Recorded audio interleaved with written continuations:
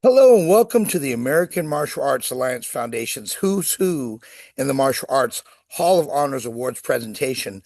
I'm Jim T. Chong, the publicist, and also today we are gathered to celebrate excellence, the legacy, and the living history of martial arts around the world. This prestigious event is powered by the American Martial Arts Alliance Foundation and Elite Publications, and today we honor extraordinary leaders, instructors, athletes, and pioneers who have made a lasting impact in their communities and the global martial arts culture. So now what we want to do is go ahead and have our national anthem as well as prayer. Join with us.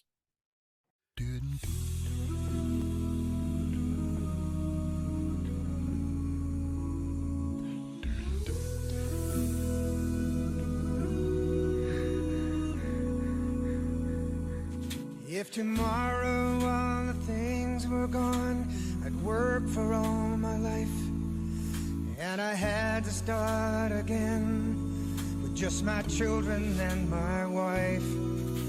I thank my lucky stars to be living here today, where the flag still stands for freedom, and they can't take that away.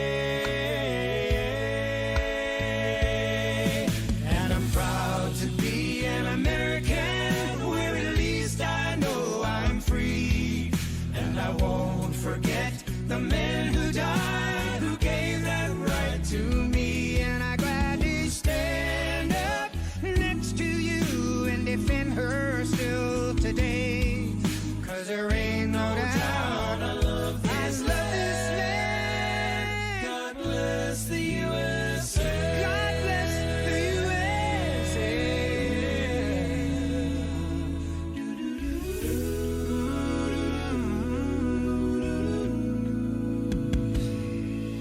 From the lakes of Minnesota to the hills of Tennessee, across the plains of Texas, oh, from sea to shining sea, from Detroit down to Houston and New York to LA, where there's pride in every American heart, and it's time we stand and say,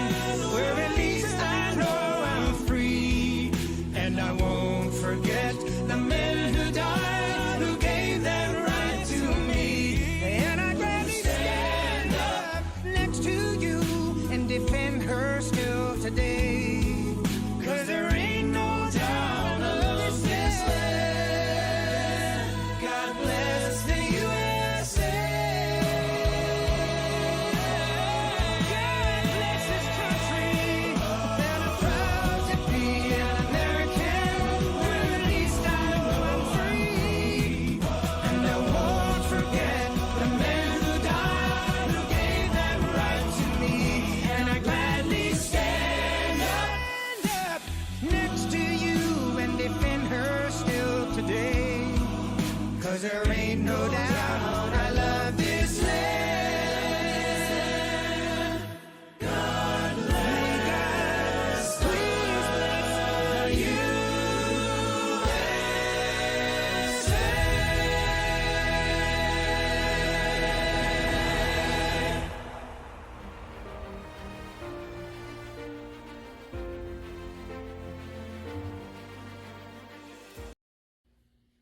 Let us pray. Oh Lord our God, I thank you that you have promised to be with us always, to lead, to guide, to comfort and sustain, to uphold and strengthen us. Lord, I pray that although our lives seemingly are ones of much activity, that you will take first place in all that we do, and may we willingly submit to your gracious leading and guidance. Help us, oh God, to live today in all of this fullness, and enable us to take every opportunity to live and walk as you would have us to do. And so, Lord, I pray that you will be a guide and a restrainer for martial artists, so that their words and deeds are not a work of their own flesh, but they are guided by the promptings of your Holy Spirit. And so, Lord, as they continue to bond as martial artists, work in and amongst each of them, that your grace might bring hope to this world, wherever they might find themselves, that where there is violence, they will inspire hopeful peace.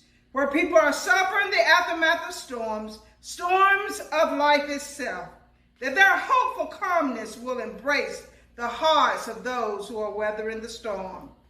So, Lord, we pray that these 3 days of virtual fellowship will be 3 days of renewing of minds, 3 days of needed empowerment, and 3 days of an expounding of shared knowledge. Bless, oh God, this world, for we need more grace, we need more mercy, we need more forgiveness, and we need more love. For it is in God, the Father of all, whose name we do pray. Amen.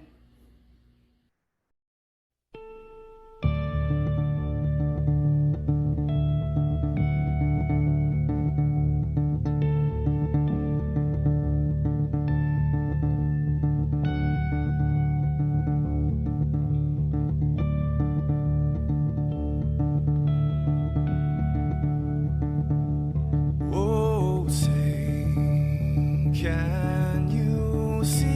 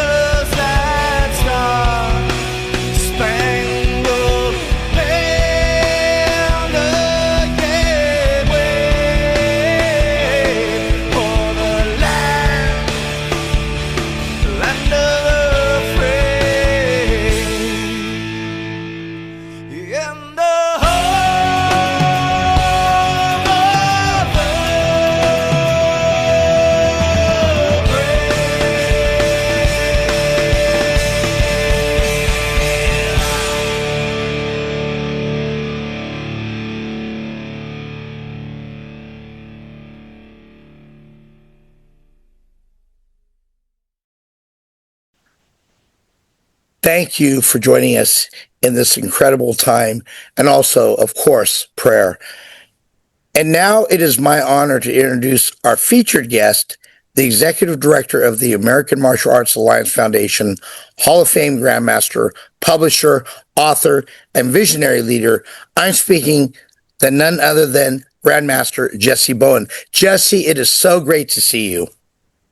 Hey, Jim. Thank you for being a part of our program.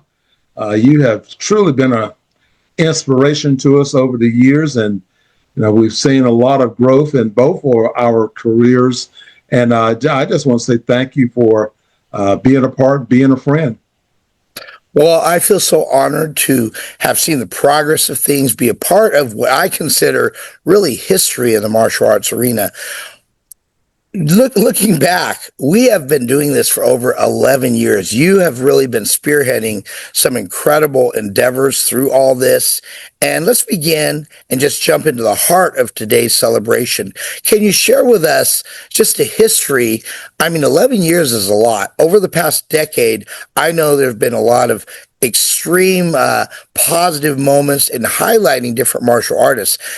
Share with us what has been going on over this last 10, going on 11 years. Well, Jim, it's really been great. We've been blessed to have inducted over 1,100 martial artists in our biography books. I mean, it's really been incredible. Blessed with an idea and a concept and the courage to move forward when nothing like what we're doing was actually created at that particular time. Of course, technology has changed. The focus of who we are has changed over that period of time. And when you think about a whole decade of doing things, sometimes I look at myself in the mirror and go, what's going to be up for today? So it's an adventure. And they have such great people as Grandmaster Joe Corley, Jeff Smith, Stephen Oliver, Cynthia Rothrock, and so many superstar martial artists that jumped in and said, hey, let's help. So the event and the books and stuff, none of it's really about me. It's really about all those people who have jumped in and been a part, helped us, and elevated us through their own platforms. This is why we are who we are today. We started off with a book, and it started becoming something else, from a book of just putting people in it to telling a story, having a mission, answering the why questions.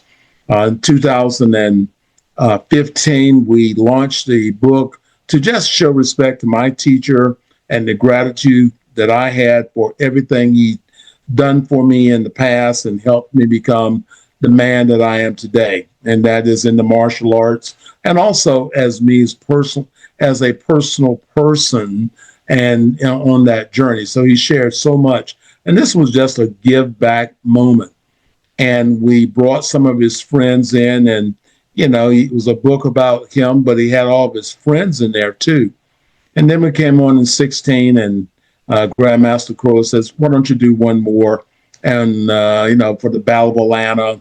And so we did one more, and that's where Cynthia Rothrock came aboard. And she's been, for the past 10 years, decade, she's been right there supporting what we're doing and other projects that we're done and other projects that we're actually doing also. And then, we went on to 17, and then, 17 was great because we had Grandmaster Joan Reed before he passed away. He attended the banquet, and he just really inspired me. I'd never met him personally, and having that opportunity to interact with him and such a foundation leader and learn so much from him. And then we went to 18, and that was good, 19, and then we started going into the pandemic. And then, we wound up being virtual. We did Grandmaster Chuck Norris, a special book for him. So that's our largest book, which had over 500 pages in it. But, just the opportunity, always respected Grandmaster Norris as an inspirational leader through the movies and the different things he was doing, but having that chance to meet him and become inspired, then be able to write a book with him, that's a dream come true. And then, we went on to, 21, 22, and so it got better. And we're at this place now, we're writing books to help other people write books, how to be able to monetize themselves in books, our online writing courses. So we have actually come a long way as we sit back and look back over 11 years of the things that we know and the things that we do. So we're really excited about it. There's been so much accomplished. And of course, I see a lot of cultural events and just different events. And history is so very important. And I don't want to underemphasize the importance of the American Martial Arts Alliance. Can you tell us why this recognition program specifically plays such a powerful role in preserving the legacy and future of martial arts? Well, there are other organizations, great organizations, that are doing great things. The difference that set us apart is that we have a book. There are other organizations, they're great. But when it comes to our organization, we have a book. So your award, your event is not over that day. We continue to help you market, to build your school, to build yourself in the community. We come up with all these different ways to use your author power to help to motivate and grow your martial arts school. So that is one of the key things that make us different, a difference in what we are doing. We're now partnered with the American, not only the American Martial Arts Alliance Foundation, but with the PKA Worldwide, Action Martial Arts Hall of Honors, the Sport Karate Museum, who we're publishing books for. So we're not just publishing our books, we're publishing for other organizations, sharing our marketing plan and how we are helping the promoter, but we're also helping the participants to become recognized in their community. This is important to understand exactly what you said. I'm a part of a lot of different organizations, have emceed, facilitated, helped document what they do. And what you said is so true. Most of them, the vast majority, don't have it really documented, which is what history is really all about. Otherwise, it gets lost. And, I know the mission of what you're doing here is educational, inspirational, and historical. And you support scholarship programs, youth development initiatives, leadership training, and platform for martial arts schools and instructors to grow and serve their communities. And you guys just do a lot. And, there are some incredible people that are going to be honored today. Can you tell us just about why this is important to you, just going into the 11th year, and the people that you're honoring? What is special about this specific event and presentation? Well, Jen, we all have a purpose, and my purpose that I truly believe in and feel is that the things that we're doing is helping to inspire people to look at their lives. So, when you now become a part of our book project and you have to sit down and write about your life, that is a moment that you can sit down and evaluate yourself. If you discover that you don't have a lot to write about, you can go out and do more great things in the community. So we're giving, it's a way for people to evaluate their lives by being a part of the book project. And when you can do that, you can become better, not only for yourself, but also for everyone else around you. And, we started off, with the book. We're now in the educational part of it. So this year, and, we got a lot of great authors that are already booked and set to launch their own personal books this year. So that's what we really want to do. We want to encourage everyone to be a part of our anthology books. And an anthology book is where you write a chapter on a particular topic in a book. So we have one of those books that's coming up featuring Grandmaster Cynthia Rothrock and Mike Stone and other great martial artists. but we are constantly giving you support on how you can become better. You know, definitely moments like this, I know, are very engaging. Talking to you, Jesse, I know they mean a lot to you, to not just, as I say, one of my mottos, not just make a difference, make a positive difference, but really make history. I believe you are truly making history. Any final words before we conclude this section? No, it's a lot of hard work. And I thank everyone for their support on helping bring us together.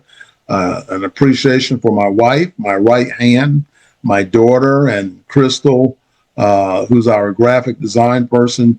And, we've been blessed to come up with 11 great books. And we're looking forward to moving into the future.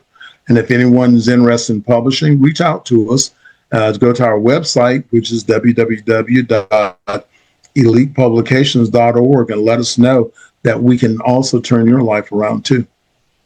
Wow. Powerful words and thoughts here. And it's amazing how through many years, I mean, it's kind of like AI. AI is compressing all the information available, doing its best as we perfect it to pull it all together. Jesse, you're kind of like the AI of publishing, and I really respect what you do in terms of preserving the legacy of martial arts and to empower the leaders of tomorrow. So let's begin this incredible celebration.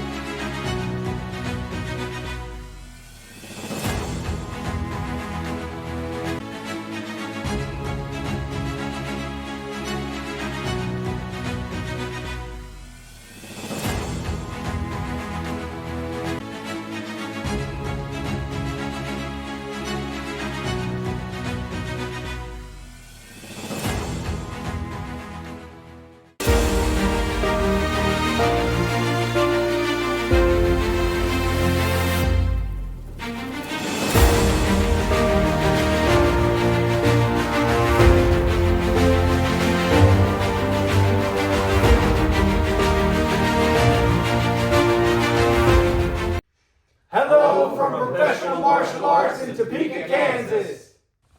Greetings, everyone. My name is Nathan Ray, and we are here at World Karate Do in Knightdale, North Carolina, here in the United States of America.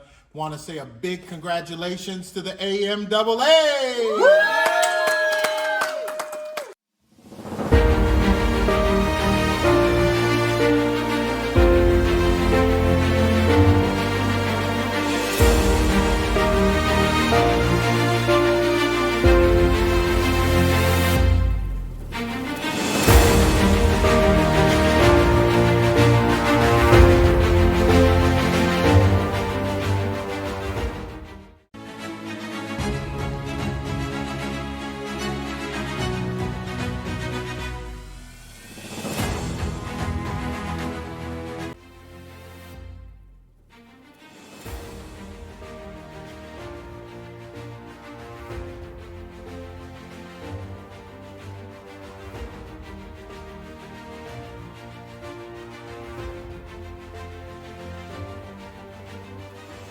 All right, guys, welcome to Ultimate Kicking with Jeff Doss.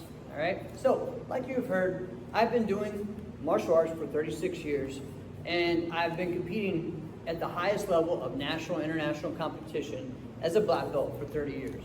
And I'm continuing to do that today, competing at the biggest events in the United States in sport karate and NASCA, but also in the AAU Taekwondo circuit and beyond, and competing overseas as well. So hopefully you will see me at a tournament near you, or on any of the live streams that are on Facebook, YouTube, anything like that. So I'm excited to share with you some of the experiences that I've had over these 30 years and how I've continued to grow. All right, so we're gonna work a lot today on kicking, fast kicks, strong kicks, multiple kicks, and also some of our basic jump kicks that will be able to get you to that next level to create good combinations for either your forms, but also for just being overall a great martial artist, all right? The things that I teach work with forms, fighting, as well as kickboxing and self-defense as well, all right? We will work some of our basic traditional karate and taekwondo stances, and also finish up with focus on mobility and flexibility. We'll actually start a little bit on that mobility, all right? So today, first, I want everyone to do one of the most important things there is, and it's a squat. So have your feet shoulder width apart, and you can have your hands here. You're gonna go all the way down into that squatting position, all right? So we wanna be able to sit here in this position for, really 5 minutes, okay? Today, right now, we're just gonna hold it for a little bit, and I want to explain to you why this is good. So if you are doing this right now, listen why this is good and do this with me, all right? So this helps with your mobility in your hips, because this is kind of the motion you're gonna have and the position you're gonna have when you do your side kicks and your front kicks. That hip is gonna be flexed all the way up. So we wanna get used to that, all right? So now we're gonna be rocking back and forth, all right? Getting everything going and moving good before we do a strong workout, all right? Next thing, we're gonna go on the ball of your feet, up and down. We're gonna do this 10 times. If you need to put your hands here for support and balance, do that. 3, 4, 5, 6, 7, 8, 9, 10. Good. Now hands here. We're going to straighten and down. So we're raising our legs up and down. Good. Just like that, just to get that mobility.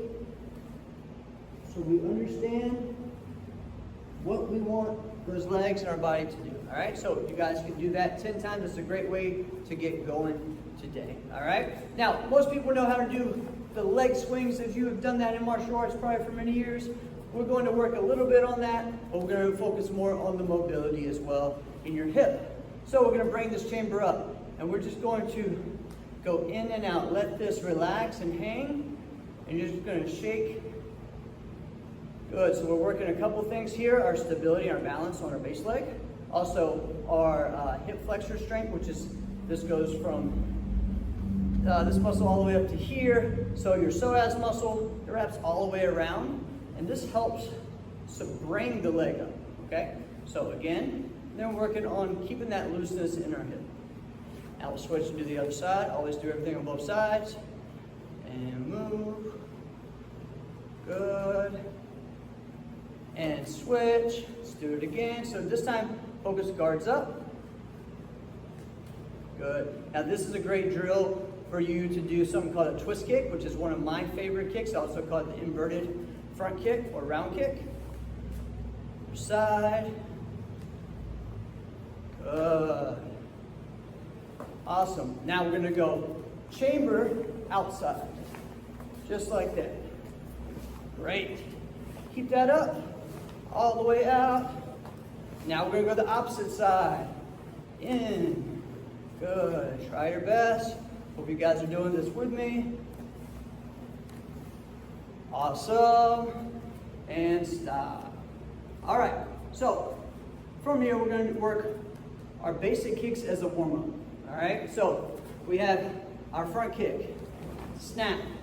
We have our rear leg side kick. Snap. We have our round kick. Snap. All right. So we're going to do that 5 times one leg, 5 times on the other. So 1, 2, and 3. And that will be 1. Ready? 1, 2, and 3. That's 2. We got 3 more. Let's go. 1, 2, and 3. 2 more times. 1, 2. Well, do the round. 3. Whichever order is fine. You can mix it up some. And 1, 2, and 3. All right. Now again, let's go to the other side now. Big breath in. And out through your nose. And in. And out. All right. Guards up. ready. And 1, 2, and 3. That will be 1. Let's work. 1, 2, and 3. Now, hopefully you're noticing some things about my kicking that are helping you. Bring that chamber up as high as you can, especially on the side kick, rotating it over, hitting with that heel, pivoting our back foot. Got 3 more. 1, 2, and 3. And 1, 2, and 3. Good, 1 more. And 1, 2, and 3. Awesome. All right, so that is a great drill to get warmed up, as we're gonna put all those kicks together, all right? Now, 1 more kick, actually 2 more kicks we're gonna work, is the one I talked about earlier. So we had the twist kick. So as we were getting ourselves used to that, we're going to work the twist kick. And this is a kick you see mostly in Taekwondo, all right? And you'll see it in some of the forms I do, like a Gaebek, like a Munmu, like Juche, like Oyam, all right? Those are Taekwondo forms. But you also see it a lot in the open circuit, in the open forms, the extreme creative forms. So this all the way out and back. So what we're doing, we're gonna bring this foot, kind of like you're about to do a soccer kick. All right, so you're gonna bring that knee up slightly, you're going to kick through, and then you're gonna swing it up to as high chamber as you can. All right, so, boom.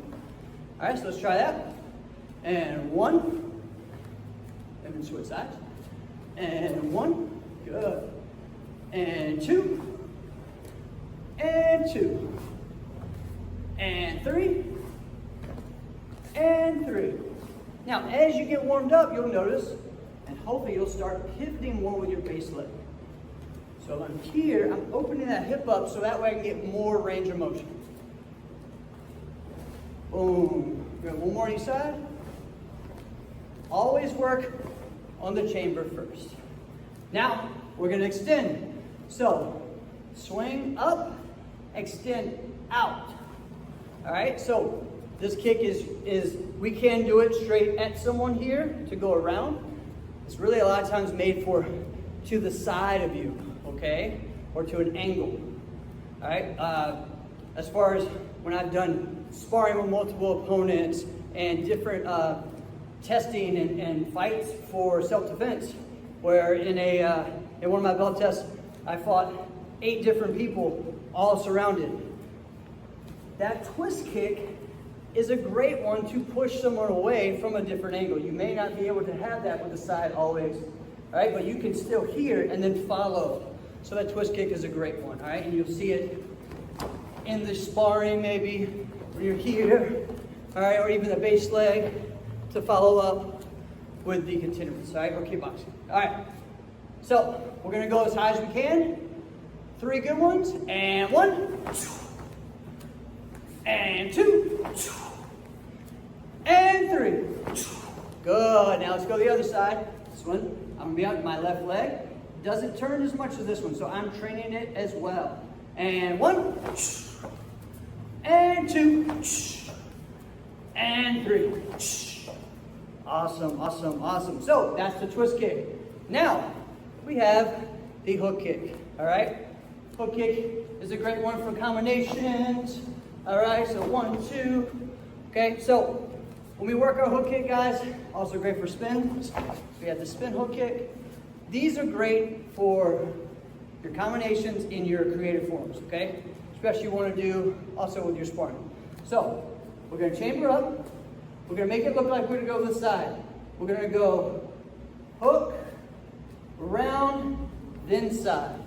All right, so this is all to the head. So 1, 2, 3. Hands up. Get used to your guard. Backhand being ready here. My hand's out here a lot of times for my point fighter, even for any of my boxing, my sparring.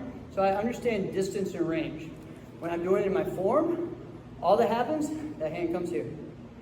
Just for cleanness, all right, and technique, and also balance, all right? So, hand up. 1, 2, 3. And ready, go. 1, 2, 3. And go. 1, 2, 3. And go. 1, 2, 3. Awesome. So, make sure you guys do that on your other side. While you're doing that on your other side, I want you to listen, all right? A couple things that are important with this. This is something called the universal chamber. So the universal chamber is my chamber is here, my knee is up as high as it can be, but my foot is out in front, okay? I don't want it like this. If my opponent is here, my weapon that I'm hitting them with is not between us. I want the weapon between. So no matter what I do, I go straight out, okay? So that's one thing. The other is that from here, I can throw every kick. All right, from this motion, from that position. So we need that universal chamber. So guards up, chamber, hold. 1, 2, 3, 4, 5, 6, 7, 8, 9, 10. Set it down. Now what we're going to do, pick that up again, and we're going to throw the kicks with it. So chamber, 1, 2, 3, 4, 5. Now hook, round, side.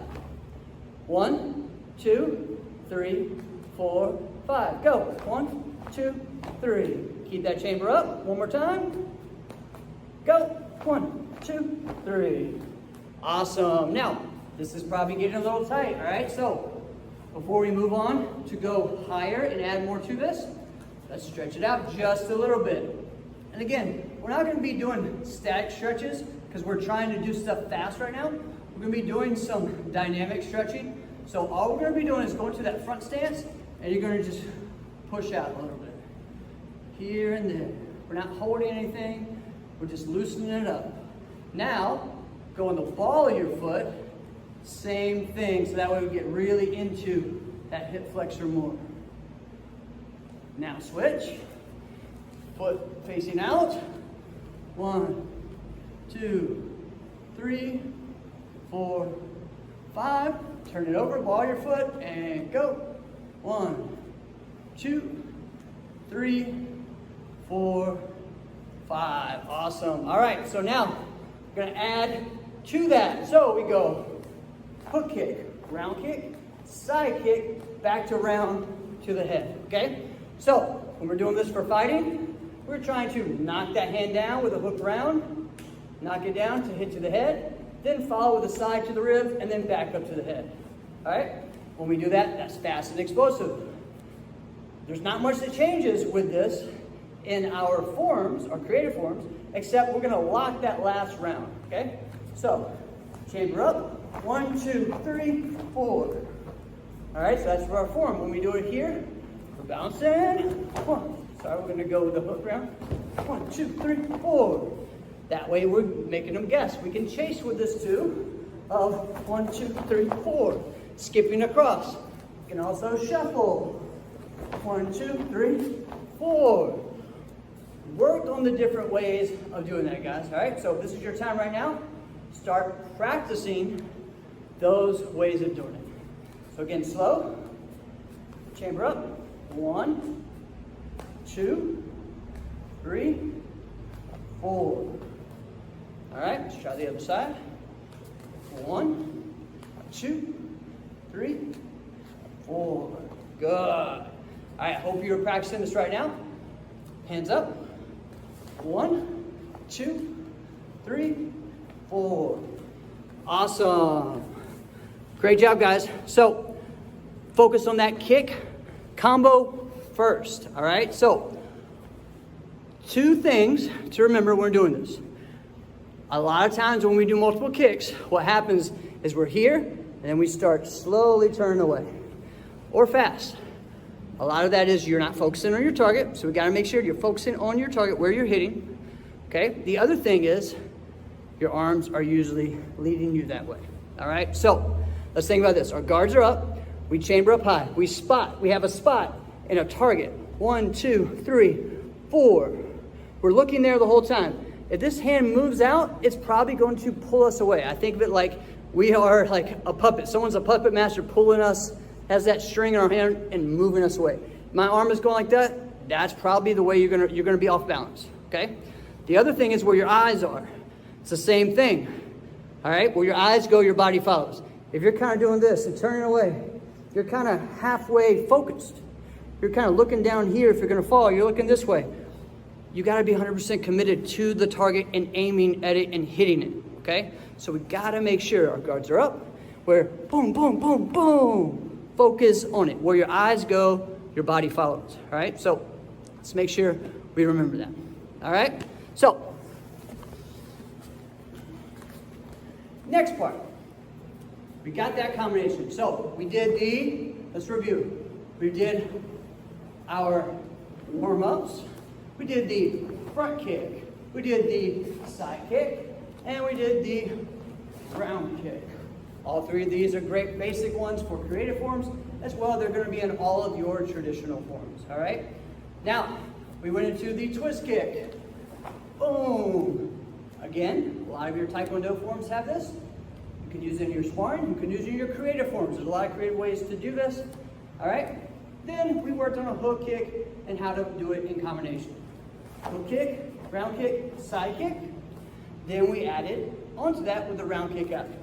Hook kick, ground kick, side kick, round kick. Keep those guards up, stay focused. Next kick is the axe kick, all right? So we gotta make sure we have this. The axe kick is a great one for setting up. Boom, for our jump kicks. Also a great one for axe round. Also great for sparring, taking side axe. All right, we had the back leg. Boom. So, we're gonna work two ways of doing the axe kick. From the front leg. So we're gonna chamber up. What is this called? Universal chamber. We're gonna, again, make them think we're doing the side kick, because we can do side and go right into it. So what happens with this, we bring this up. And again, guys, while you're doing this, you can put your hand on the wall. You can work any of those extra things to help you. So up here, I'm going to drop this heel around, raise, and down. Very similar to our outside crescent kicks, except I'm not going to go out. I'm going to go around, straight down. So, one, roll, go to that corner, drop right in front of your target. Now, a couple things to remember. As you guys are doing this, all right, I want you guys doing 10 right now, and I'm just gonna coach you through these 10, all right? So go ahead, do one, boom. As we're doing that, and two, we gotta make sure we're leading with the heel and then pointing at the last second, okay? 3, 4, 5, chamber up a little bit more, now make it up, and 6, good, try to bring it from that side, 7, 8, up, 9, and 10, awesome. So, that one we were sideways in our related stance, or here, but we're not square, okay?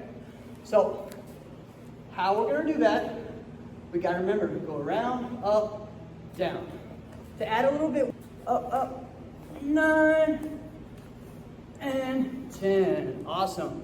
So, that one we were sideways in our related stance, or here, but we're not square, okay? So, how we're gonna do that, we gotta remember to go around, up, down.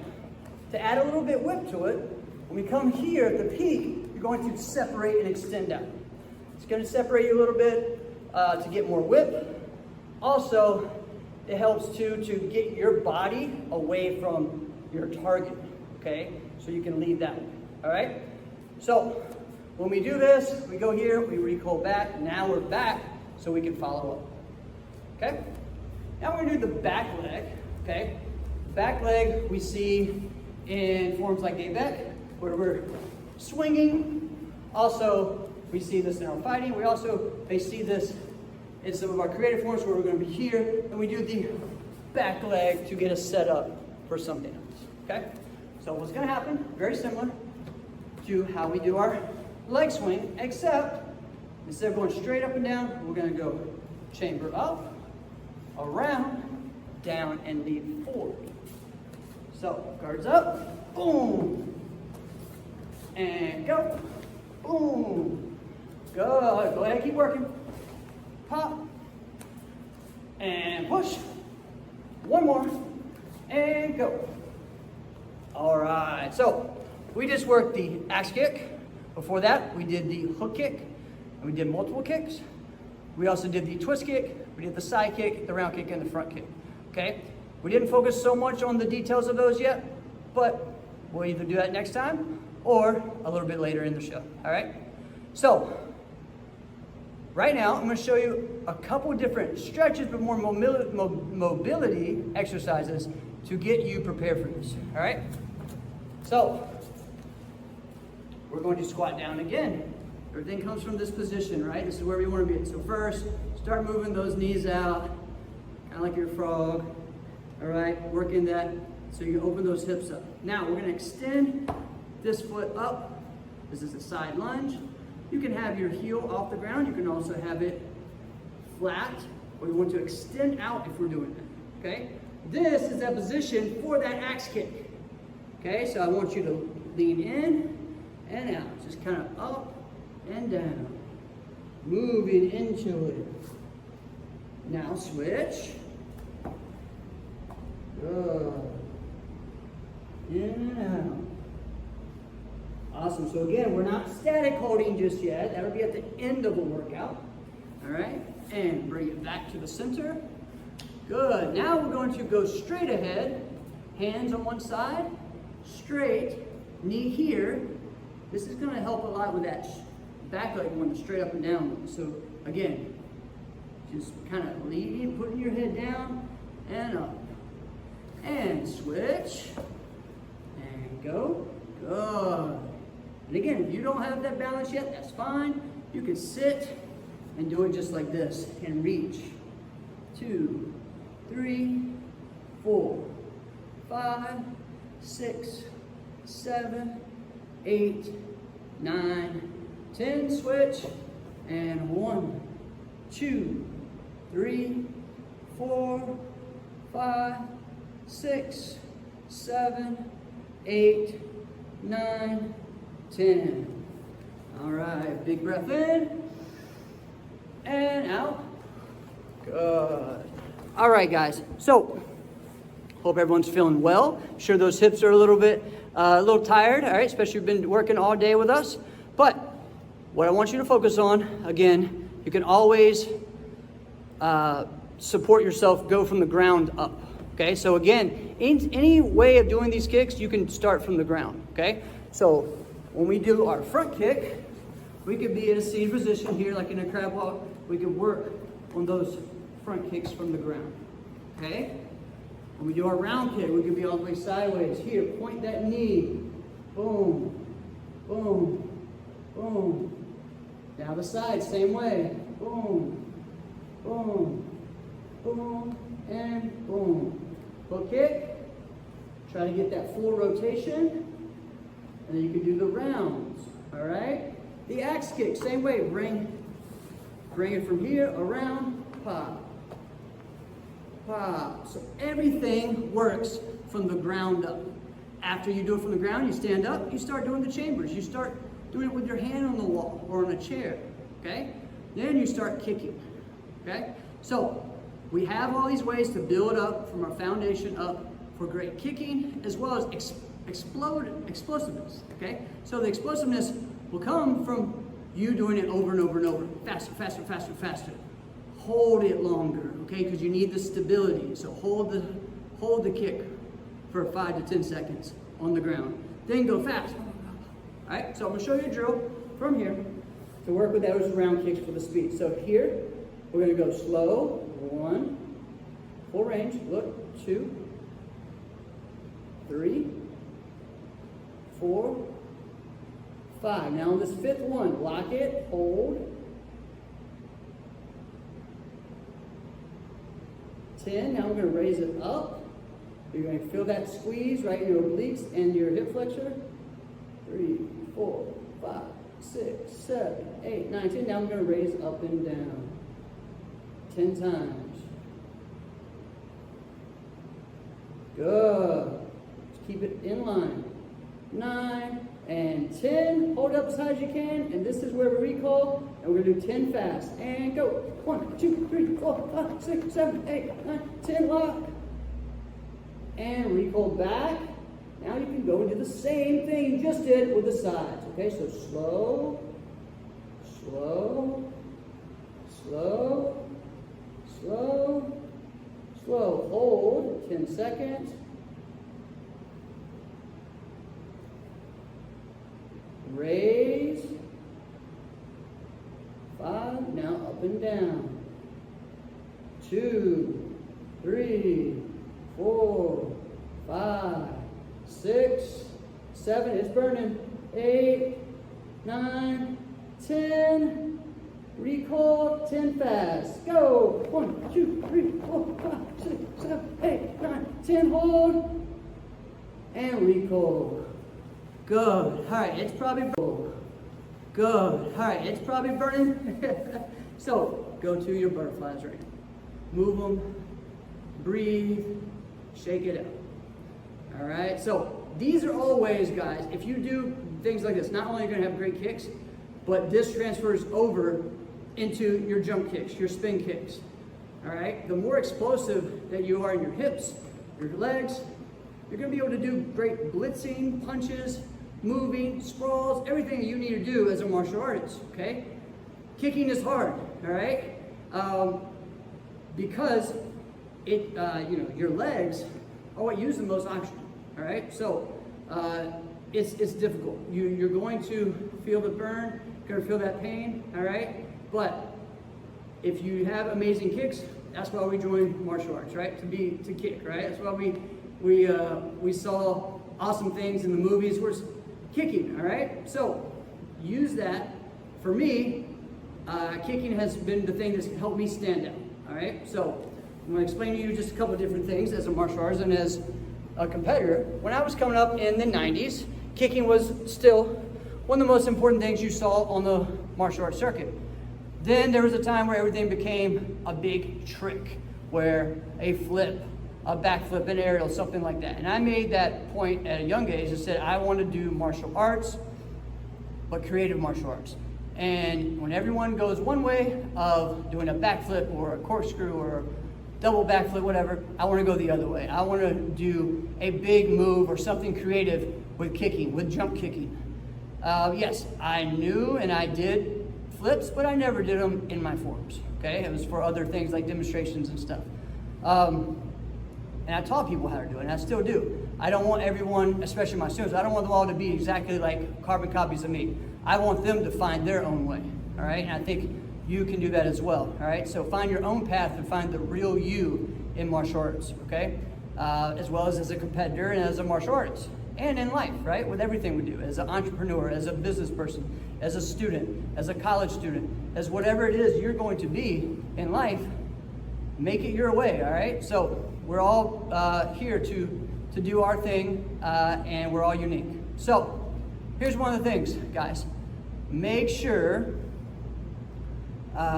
you are focused on what it is you feel like you're best at, all right?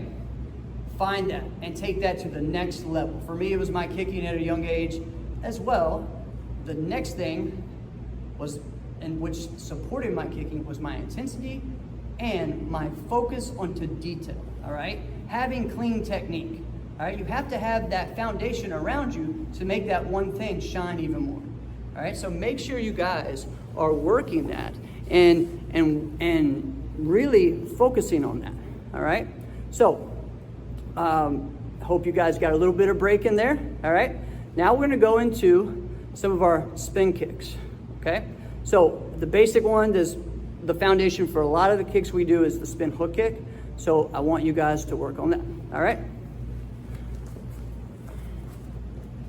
All right, so next one is that spin hook kick. So for me, I'm gonna start my left side because my right leg is my foundation leg, right? My strongest leg, so I want to work that for my forearms. Now, in sparring, if I'm going to be a front leg kicker, I need to make sure that spin kick on my left side is really good. So you can't just focus on one side or the other, okay, guys?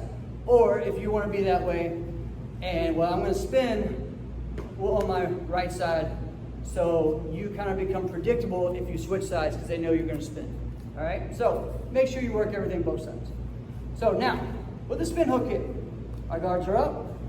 The key thing to this that a lot of people forget is spotting, and we need to turn. And when we turn, I'm going to show you the wrong way first. When I turn, I'm going from my left side in front to my right side in front. What's happening now that people forget about? Switching the guard, because now this is my front side. So 1, 2, 1, 2. I want you to work that spin. Boom. Guards up.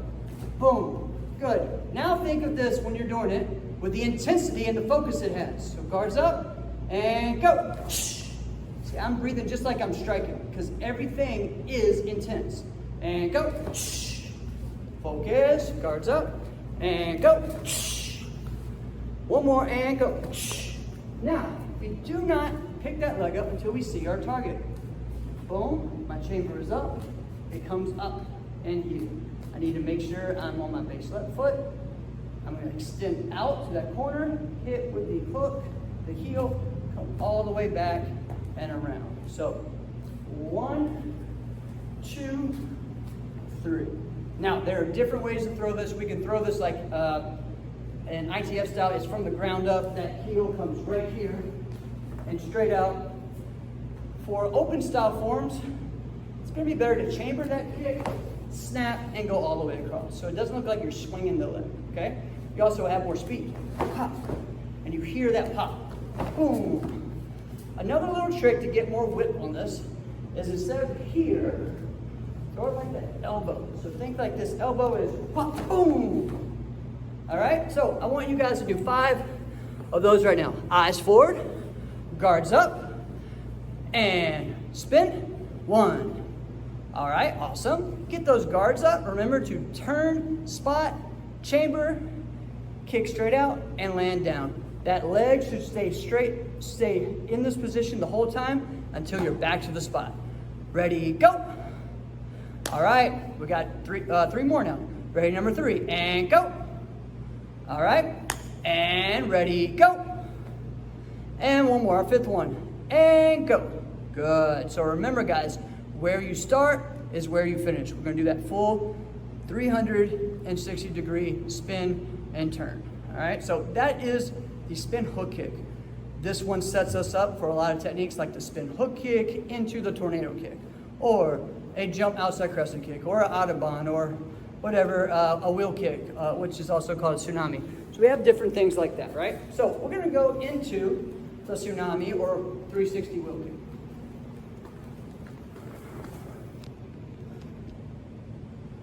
All right, so the 360 wheel kick, also called the tsunami, guards up. So what we are doing actually is we're on the opposite side, you can tell.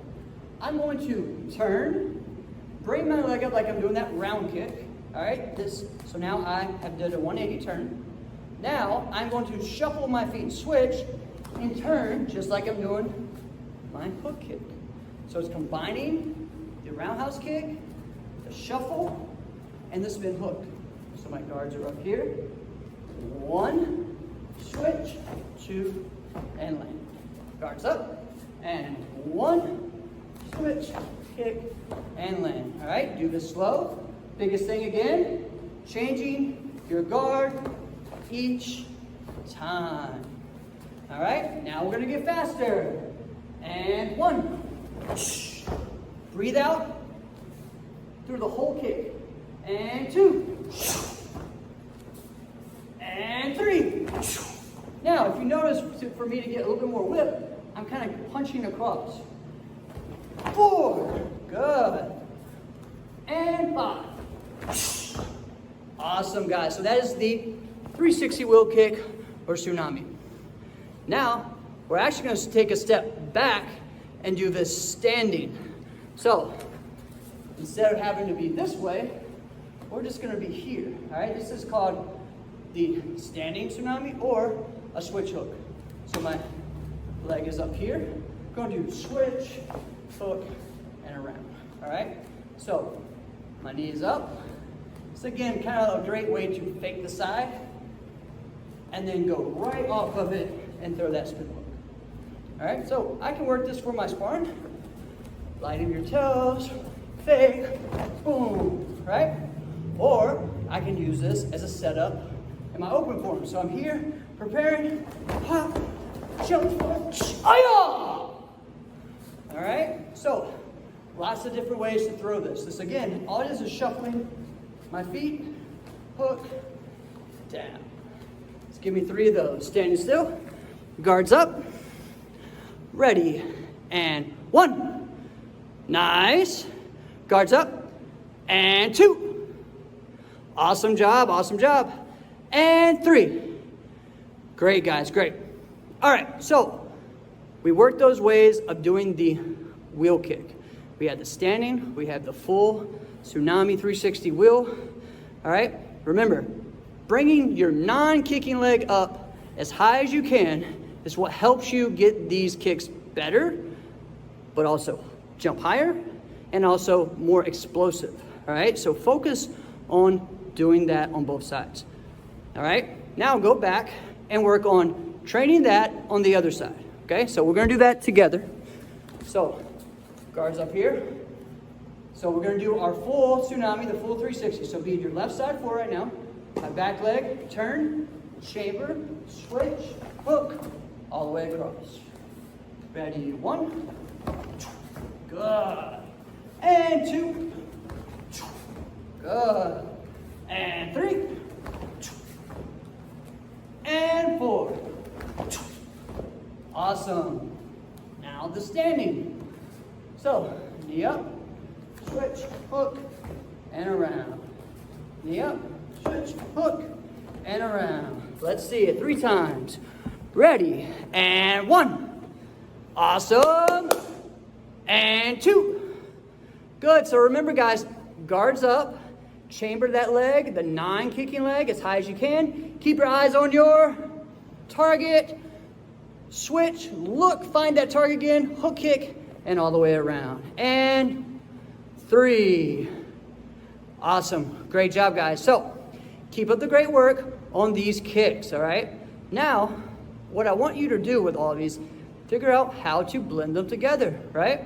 So we can go with a twist kick, into the wheel kick, into a round kick, right? We can go to a spin hook kick, into a roundhouse kick, into another wheel kick, all right? We have lots of different ways to be creative with the basic kicks we have and still stand out amongst our competitors, all right?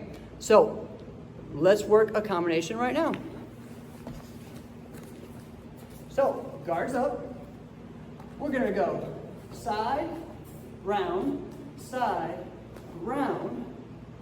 put it down, 360 wheel. Then we're gonna go right into the twist kick, all right? Into spin hook kick, into this side, and then, we haven't done this yet, but tornado kick. All right, so we can change that however way. And so that was just me kind of coming up with something. So I want you to come up with your combo, all right? This is how we get creative. So again, I may side hook, flip, wheel, roundhouse, twist kick, boom. Or I may go 360 wheel, switch hook, twist kick, 360 wheel again, right? Or start with my kick, side kick, boom, switch, other direction. Then go back into the full. So think about putting those combinations together and how that's going to be a benefit for you. Just like doing these kicks by themselves over and over and over, you getting creative over and over and over and continuing to try to come up with different ways of putting them together helps build that creative muscle, not just in your brain, but also in your body, okay? For you to adapt. Because in a sparring or a real life situation, or even in a tournament situation, you're gonna have to adapt. You have a form prepared and you know it's ready to win, but someone does something different that you didn't expect that shook the whole crowd. It's time for you to change it up just a little bit, right? How are you gonna do that? If you trained it to be able to adapt on the fly, now you're prepared, okay? Just like you will be in a situation, in a self-defense situation, or a sparring situation. All right? Awesome job. All right, next part, we're gonna work on that side kick and how to do our side kick and recoil into different stances or different positions, all right?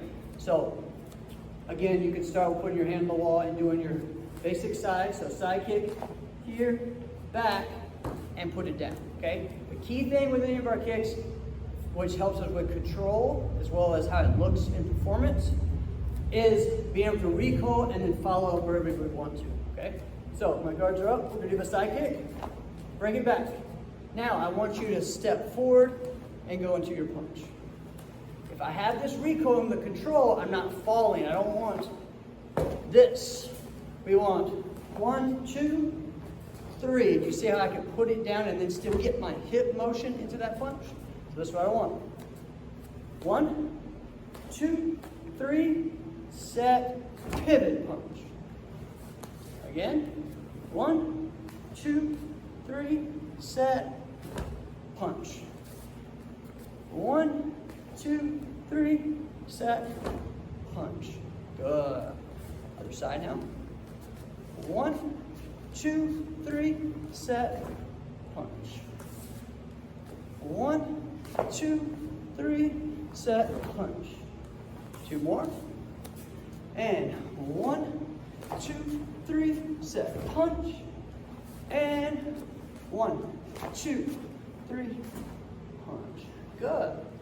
So, if we had that control in that, we can do the same thing with the knife hand, with our back fist reverse punch, follow up, our side reverse punch, body punch blips, right?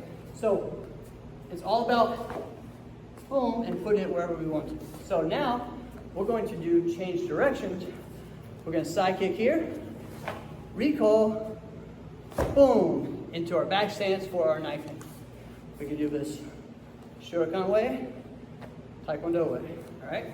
So, side, recoil. Now, when I'm doing this, I need to reposition where my focus is. When I'm doing that recoil, I'm bringing my chamber in because now I'm attacking here. But remember guys, katas are all about multiple opponents, right? So I kicked here, and then now I'm going to take this knee, his knee out with my own knee. Boom. Okay? So 1, 2, 3. That would be the way I would do it for Taekwondo with my knife hand. I would do it with my shuto. 1, 2, 3. Now what's happening is I'm applying and I'm showing what I'm doing on each move. Every little body movement has a purpose. Okay? So say I'm kicking, I have their wrist or they're here, I'm pushing them away to separate that kick. I'm grabbing them, boom. That is that takedown. I'm putting my hip to their hip or even my knee to their knee to take that knee out. Or I'm stomping on their foot and boom, here. All right, now I'm ready for the next opponent. All right, so ready and kick. The other thing with that, guys, if you're doing your base leg right, pivoting, you don't have to do anything, no repivoting or moving. That foot is facing the right way.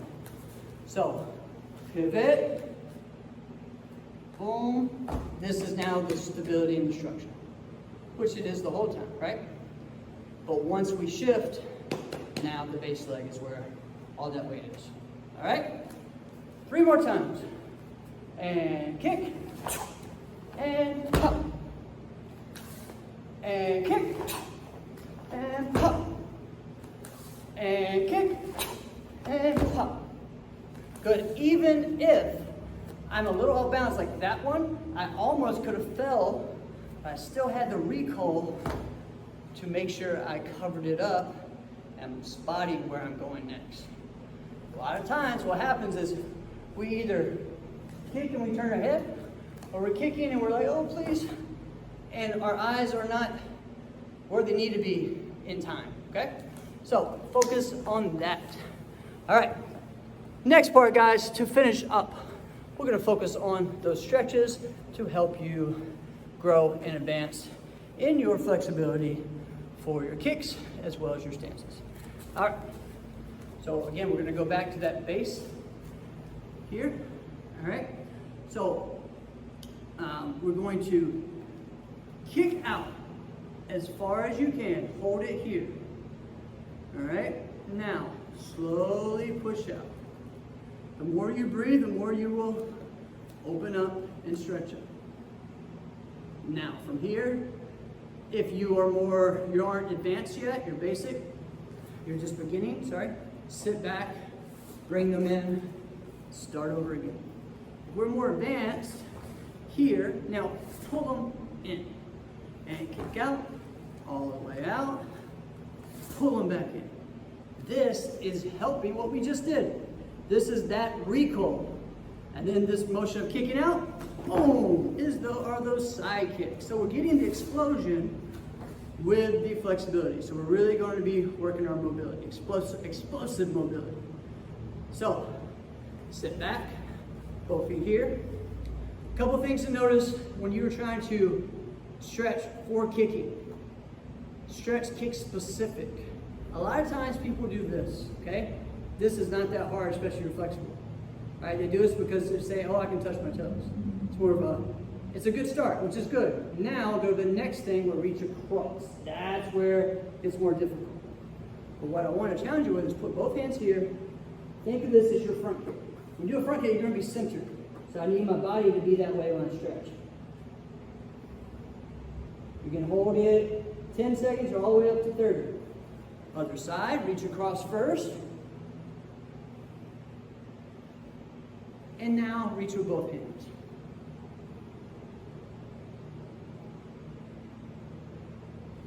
All right, now we're gonna tuck one leg in, put the other one straight. This is another great one that actually helps you more with that front kick. So pull, what I want you to do is pull that heel off the ground.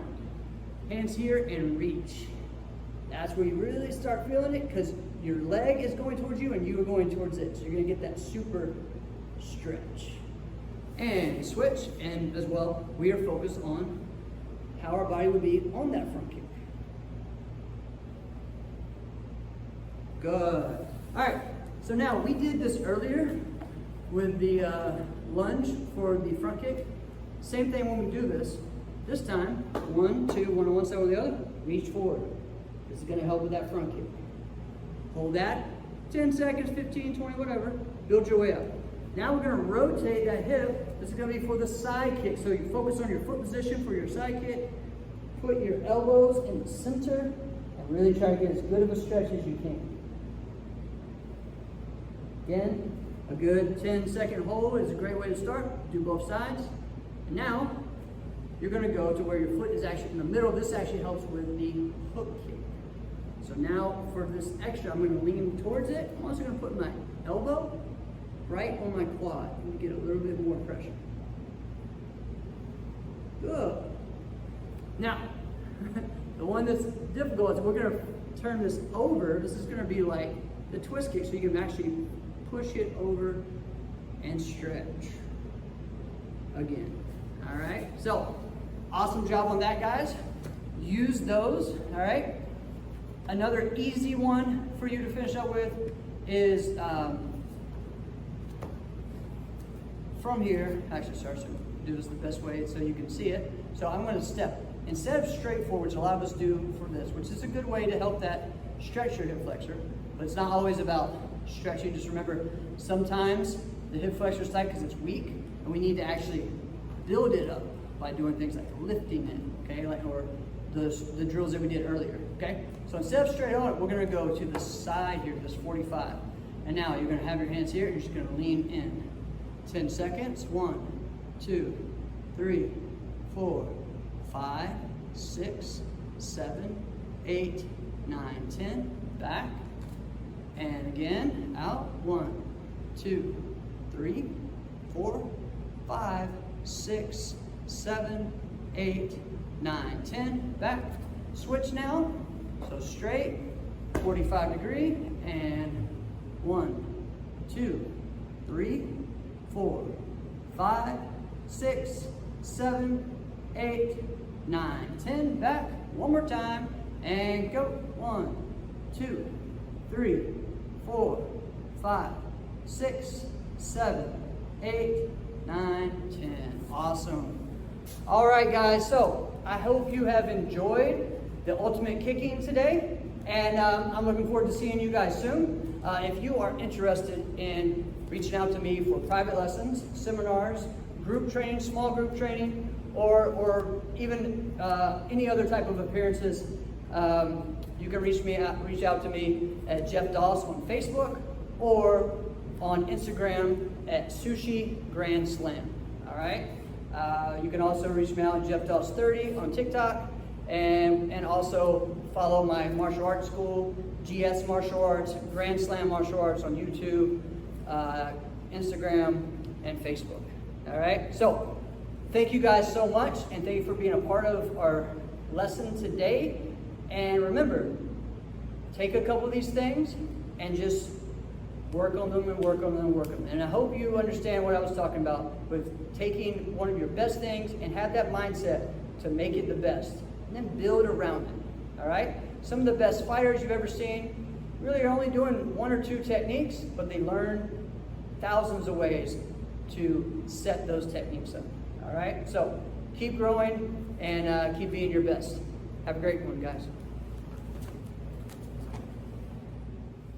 Hi, I'm Cynthia Rothrock, and I have some exciting news to share with you.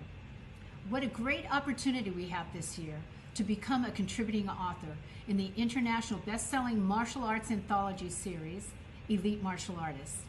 This year's book is titled From Mastery to Wisdom, and I'll be joining alongside legendary martial artists like Mike Stone, Eric Lee, and many more. This is your chance to share your story, your wisdom, and your legacy to the world.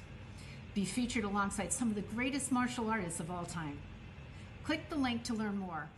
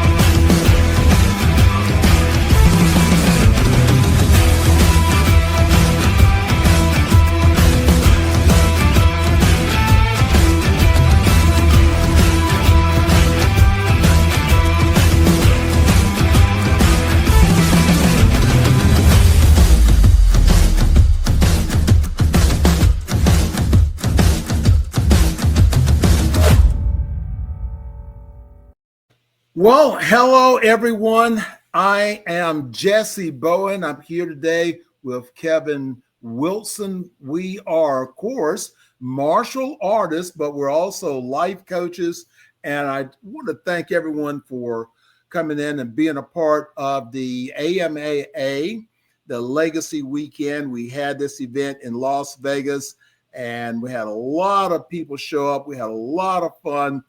And some people didn't make it to the event, but they're still featured in our book. We wanted to make sure that we showed them the respect that they deserve by hosting an online program, giving them the opportunity to be introduced We're going to be talking about the book. A lot of really good things going on. If you had not already seen the book, then here's a copy of it. Again, this is the AMAA Legacy book. This is volume number 11. So we have different classes, going on. I hope you've already attended some of the classes. So we wanted to bring you something a little bit different, but this is a part of what we did in Vegas. And I have Grandmaster Kevin Wilson with us, and he did an amazing seminar in Las Vegas. And we've been trying to figure out, okay, what can we do together? We have a certain chemistry that we have going on. He's in the coaching business. I'm in the coaching business. He's an author. I'm an author. So we got all these things. We have all this information. So we decided that we would take an opportunity and really try to bring some of these things together into a special program. And when we think about a special program, we wanted to talk about something that we can connect with, because when we're coaching, of course, I'm a corporate coach. He's a business coach.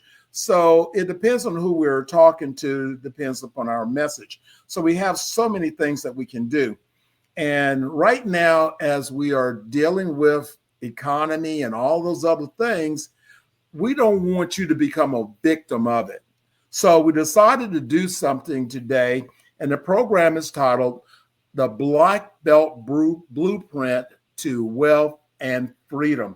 So that's a really big topic. So Kevin, hey, welcome, man. I'm excited about having an opportunity for us to really sit down and do something big. And this title here, this may be our 2026 book.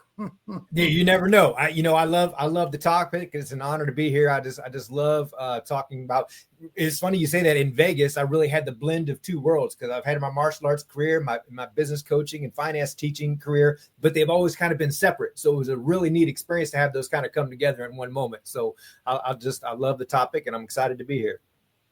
Well, great. And so to give everyone a little update on where we're coming from, and I know many of you know me as, the guy from the American Martial Arts Alliance Foundation. Many of you know me from Elite Publications, but there's a lot of other things that I actually do.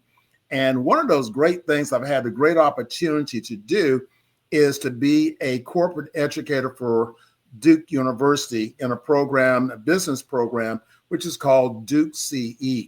They're actually rated as the #1 custom corporate training program in the world. And again, this is a part of Duke University. I was on staff at Duke for 29 years, and I've been a coach now for 12 years, and had a chance to travel around the world to do seminars for Nike, Raytheon, American Express, and other different, Fortune 500 companies. And, it's really about getting that study work. So, now as a publisher and running a publishing company, my focus is still the same thing. How do I become better? When I can become better, then I can help someone else. So Kevin, I'm going to turn it over to you to sort of introduce and sort of give some background, before we really kick off and get into what we're doing today. Yeah, it's really what I kind of lead with as far as a kind of my own personal experiences. When I graduated with my degree in business, I started a small staffing company, surgical staffing company, with some partners, and different businesses I've done over the years with marginal successes. And this one really took off, did really, really, really well. But one interesting thing happened as we were running through that business is I finished my degree. So I put all my business training to work to make sure we were profitable, to make sure we were meeting payrolls, make sure we were tax allocated, everything we needed to do to be successful. But I took a look back and realized that me personally, I was really struggling financially, and I didn't understand why that was. And I realized it really came from a lack of education on personal finance in any way, shape, or form. So I really took it upon myself. One book I like to share is I read The Millionaire Next Door by Dr. Thomas Stanley and William Danko. It's a great book. Read many books, but I liked that one because they kind of had a net worth formula, and I kind of attached myself to that. Calculated my own net worth. I was 30 years old, and it was negative $14,000. And I just felt like that's not a position I should be in at 30. So I sat down with my wife and we made a plan to be one of those millionaires next door. I said, we're going to set a 10-year goal.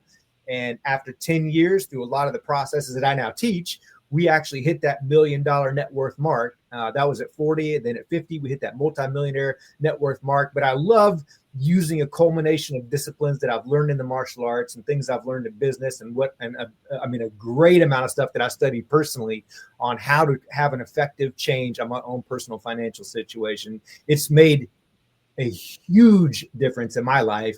And I just feel compelled to share it with others as well. So that's what I do.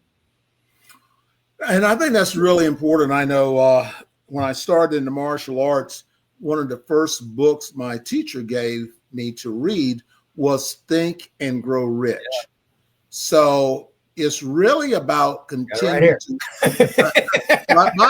in fact, I lost a copy of it. Oh, that's I don't know how many copies I've given away. I didn't even touch that book. It's brand new, but I've given so many away and lost them. So yeah, I get it. Yeah. Well, I ordered one a couple of weeks ago, so I'm planning on giving it to my daughter as a Christmas gift. Nice. Something that you really need to read. And that's the whole part about becoming educated on all things, whether it's your martial arts, whether it's your business. And if you run a business, number one, you have to be focusing on wealth. Well, no, you don't have to. You don't have to. But if you run a business, then, that has to be at the top of your pyramid of thinking about, am I going to be, working 2 jobs and then put all my money into my martial arts school? Then it turns around, it's taking all my money and I don't have any money, left over. So, if you run a business, if you're going to call yourself a business owner, then you must have that part in there about your financial growth and wealth. So what we want to focus on our program today is focus on wealth and freedom through the martial arts mindset.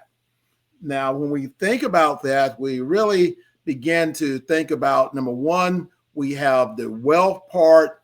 Number 2 is that I'm not in struggle. That's what I call it.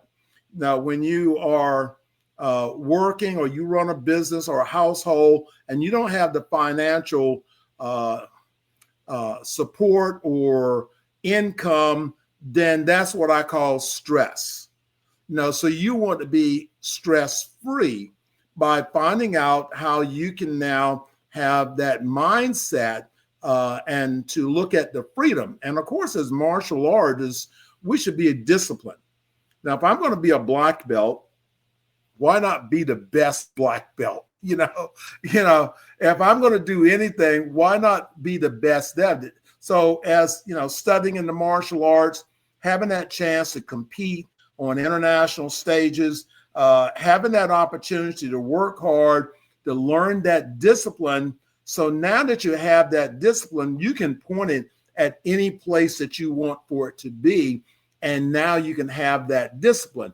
And that's why we want to talk about that mindset of a martial artist. And of course, you become a part of your environment. If you, are hanging around people and finances is not one of the top things on their list, it probably won't be on yours. But if you're hanging around people and you want your life to grow and you want to be, prosperous, there's many things in life, not because it's not all about money, but your success in being prosperous can be prosperous in good health, prosperous in your relationship. So this same attitude can be produced in a lot of different things. We just happen to take that topic today, bringing it together about wealth. So Kevin, why the martial arts mindset is a perfect foundation for building wealth and freedom? Well, and you hit a lot on it, and that's discipline. For myself, even as you're saying that, I know for myself personally, I tell my students there's very few things that I do either physically or mentally that I don't attribute to my martial arts training in some way, shape, or form. I just think that if you're a really good martial artist, that's a natural overlap. And I think with wealth, it's the same thing. Discipline is a big part of it. It's very easy to, you can be a great martial artist, but if that's all you are, then I don't think you've really hit the martial arts code in the aspect of having the proper balance in your life. And as you said, wealth is part of that balance. Our family, our relationships, our health, those are all things that I actually even use in my definition of wealth, because you could have all the money in the world and still not be wealthy. You might be rich, but you're not wealthy. We talked about some of that in Las Vegas.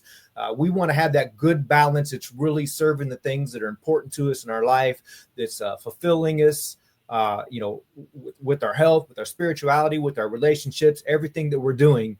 That's what wealth is. And it doesn't always take the amount of money that you think it needs to do that, but you need to use that money effectively to serve those things to make sure that you are wealthy. Well, I'm asked a lot of times, why did you decide to open up a martial arts school? You wanted to, give your knowledge and teach the martial arts, which is everyone's dream.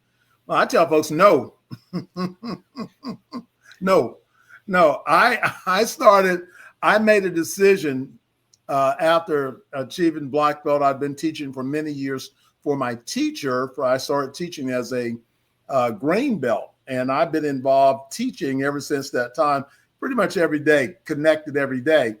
And so I started in martial arts because I wanted to make money. Yeah. So that's the truth. And I started in the martial arts because I was working as a general machinist for Rockwell International. And at that time, you're going back here into the 70s. If you made $7, $8 an hour, you're rich. Oh yeah, You're the top of the line. I'm driving my 76 Monte Carlo with the, the chrome wheels. I'm 21, 22, and so I'm hanging out. And my martial arts instructor, they just launched their professional program and signing people up on memberships. And I remember going in and, I didn't cash my paycheck. It wasn't that much, but it was a lot at that time. And they made $10,000 in 1 month. And I'm going, let me see, how many hours do I need to work to earn $10,000? Yeah. I'm going, this doesn't make sense. So again, I enrolled in their marketing program, the instructors program. I received a bachelor's in martial arts management, and the rest of it is history. But that's where it really starts, is that mindset of why, that why is that question, and finding a place you don't want to be in. So for me, that's always been the top of the list in growing my success and continue to educate, is to move from one place to another, because you cannot receive your opportunities.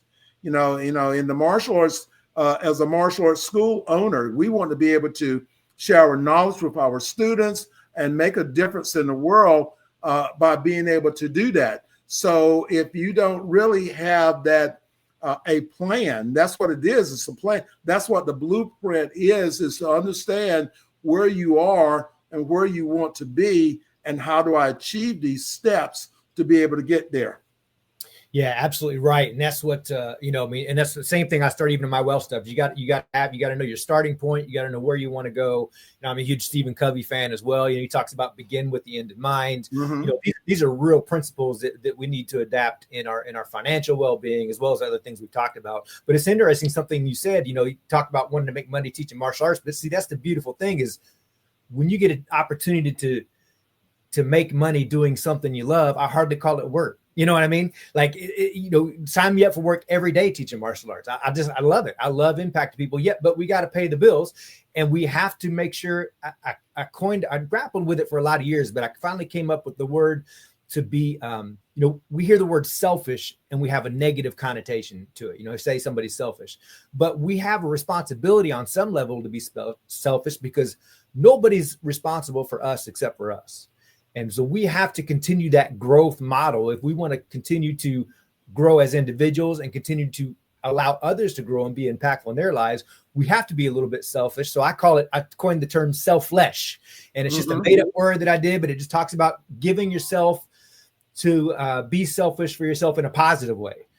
Too many people like to give and give and give and give, and they never get any recognition or receive anything for that. And I mean, they'll cut their arm off for you, which is great, but that's not healthy. Only when I'm at my best can I be at best service to somebody else. So it's something that we as martial artists need to, I think, continue, well, as people even, continue to keep an eye on, is that we can give ourselves permission to work on ourselves, to invest in ourselves, to grow ourselves, because we're really doing a service to the world then at that point. So, well, to the world. And as leaders, the question is, do I want to help one person, or do I want to have a message that can help a lot of people?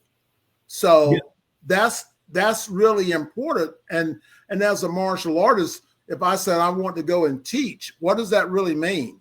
Is that one person, or is that many more? And I totally disagree with the concept. If someone is successful in their martial arts school and they have 300 students training with them, and John down the street, he has 10. So let's not tell everyone that the guy that has 300 has a Mac Karate school. You know, what you need to do is really find out his trade. If you don't think his art is good, then make a deal. I'll teach you my good art. You teach me your good marketing. Yeah, there you go. Yeah. You know, so now you can become partners. Yeah. You can now. So you develop a relationship. But you know, that's the reason why when we think about, you got to have discipline. So if you're going to run a business or do anything, you have to have discipline. That is crucial. Then you have to have a structure. So in other words, you have to have a plan. You have to have goals. There's no accident. You know, there's no accident. We're actually here talking together for Kevin and I. Now there's probably purpose, and that's the next thing.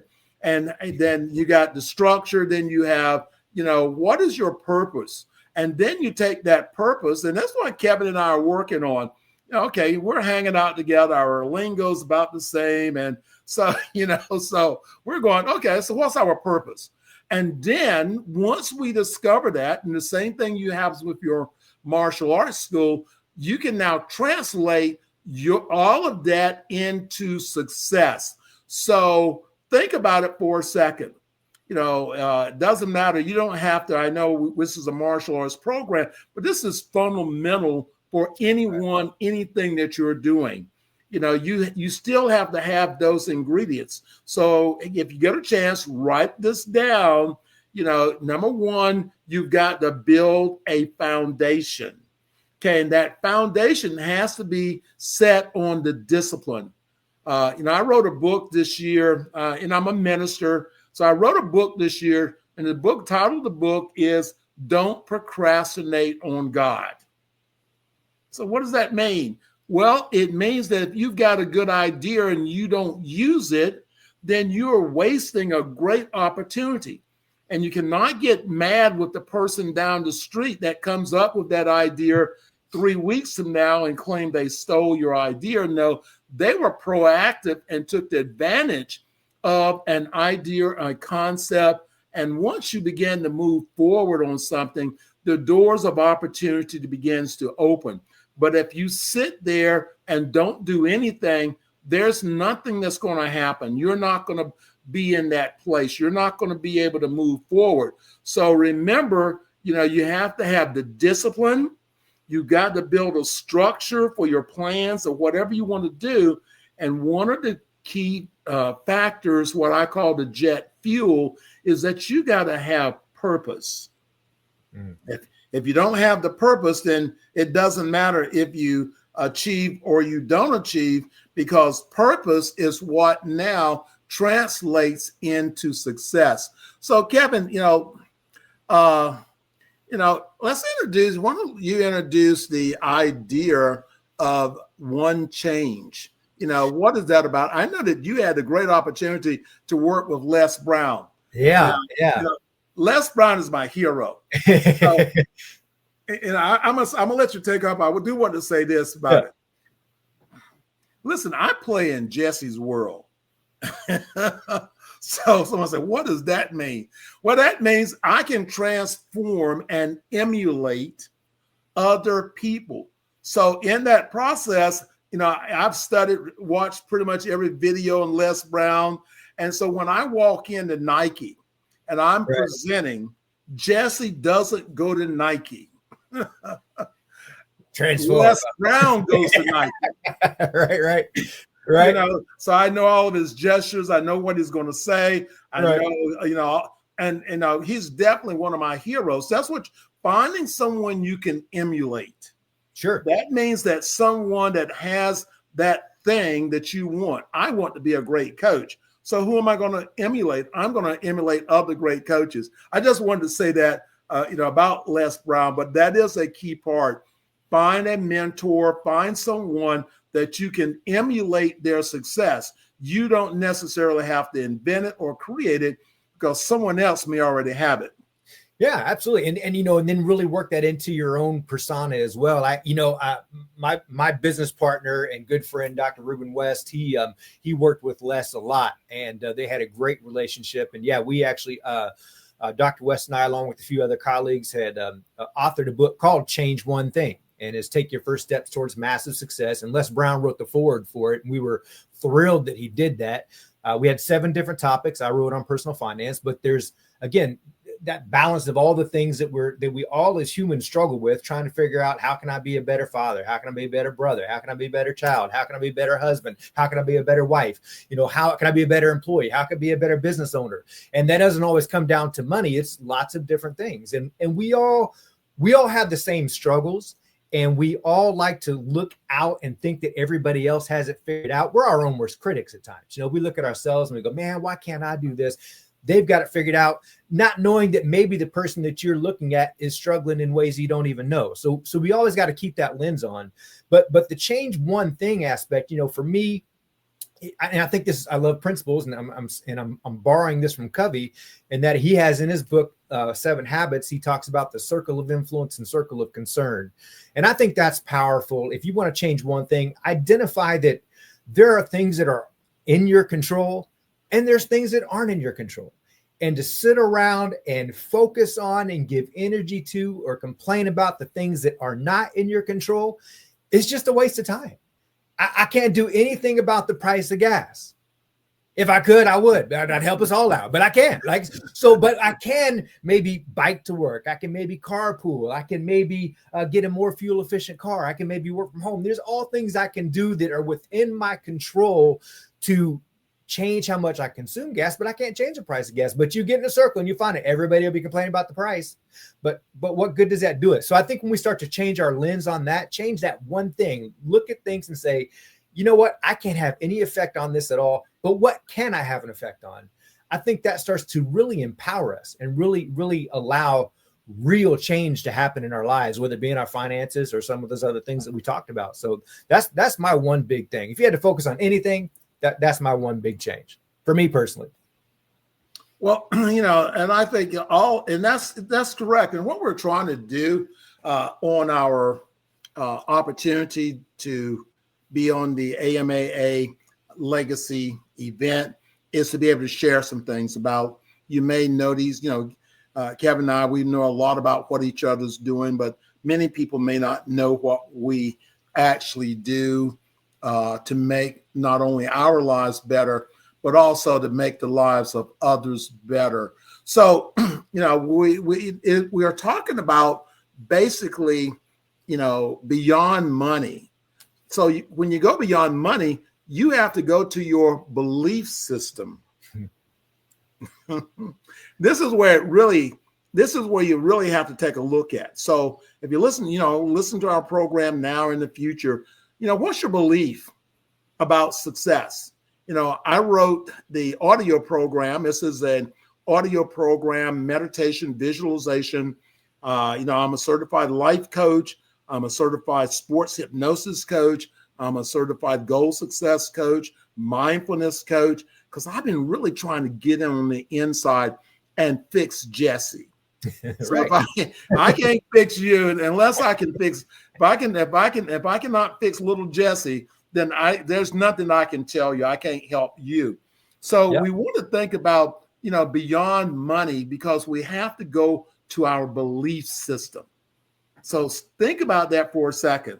What is your belief system? I had someone tell me the other week, man, Jesse Bowen, he's just about the dollar. I don't know. See, you're being hurt by yourself because you're really looking at me and you forming a negative thing about me providing quality, quantity, helping people grow, helping people benefit, helping people become better. So your belief system is that, what I do is not good. So therefore you don't want to do it. But you probably have noticed I haven't stopped yet. So it's not really bothering me. So if you are one of those people think that, it's not really bothering me. And then you got to have a balance. So a balance between your family life, your home life. You've got to be able to find a balance. It's not about, and you see, when you find a balance, you can find harmony. Your relationships. I'm so blessed, married to a great lady. She's a pastor, and we got this whole thing going on. We got this blessed thing that's going on. And see, but we believe that. We believe that. And being able to find that balance, and then being able to making sure that if you have developed this mindset of success and you're doing, it's also about your behavior. So as a martial artist, if I'm out doing things I shouldn't be doing, and my parents see me doing those things, or if I'm saying things that I shouldn't be saying, all that goes into your behavior, because your parents, they're not going to be around long. The way that you deal with your children, the way you interact with your students. So behavior is a key. I look at behavior also in dress. How do you dress? Is your uniform clean? When you walk into the school, how do you look? Are you impressing a sense of prosperity to your students, to your parents? Because really, positive people want to be in that environment. So the three pillars of financial discipline, again, we're going back to, is purpose. Know your why. So that is really key. Make a big note of that. Knowing your why. If you cannot have your why, then your destination and your journey is going to be very short. Plan. Setting short and long-term goals and financial goals, that's what you really want to be. How many bills are you going to pay off this month? Sitting down, looking at your overall debt, and then determine how much money are you wasting. Now, that's a good point right there. How much are you wasting? Because you could be saving that. So that is a key. So your purpose, you got a plan, and then you have practice. Practice is a daily, the daily habits and the faith action. I believe, I'm not only am I a Christian that believes, but I believe that I was born for a purpose. And every day I'm walking to that purpose. And Kevin, you would know if every time you ask me, how you doing, Hunchy? What I always say, better every day, right?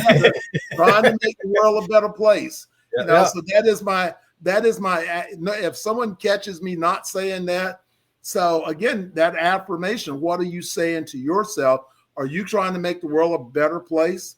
What are you doing? Because if I am, I've written, getting ready to release book number 52. So I've written 52 books, but in actuality, there are 52 things that I was doing and I needed to become better at it. So if, I might as well write a book on it. Why not?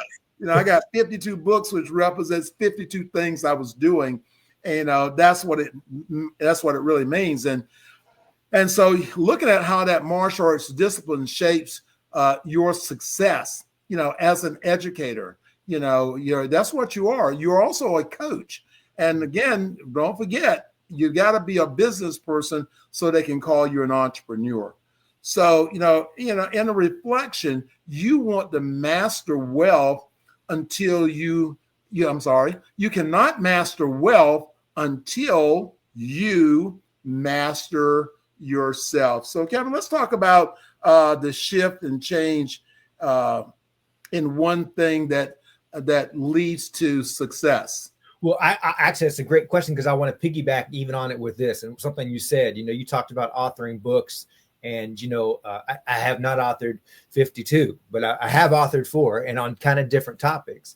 Some on relationships, some on finance, and then just about growth in general. That difficult to demon book that I was talking about. But here's what I know through those writings is that is an interesting relationship when you write something. It's like almost like you own it. You have to own it now. If I go out and speak and write and talk about personal finance, I have to do a good job at personal finance, right? If I'm writing about relationships or health, I have to do good at that. And so by doing those things, by putting those things, and that's kind of where I want to go with that. I'm a firm believer. Simply the one thing with that is I believe what you focus on grows. That seems like a very, very simple concept, but the problem is sometimes we get to focusing on the wrong things. And I'll give you an example. We health is important to all of us. And I'll talk to people and they'll say, "Well, I want to lose some weight. I've been working on. I want to lose some weight." And I tell them, I say, "Careful. What you focus on grows."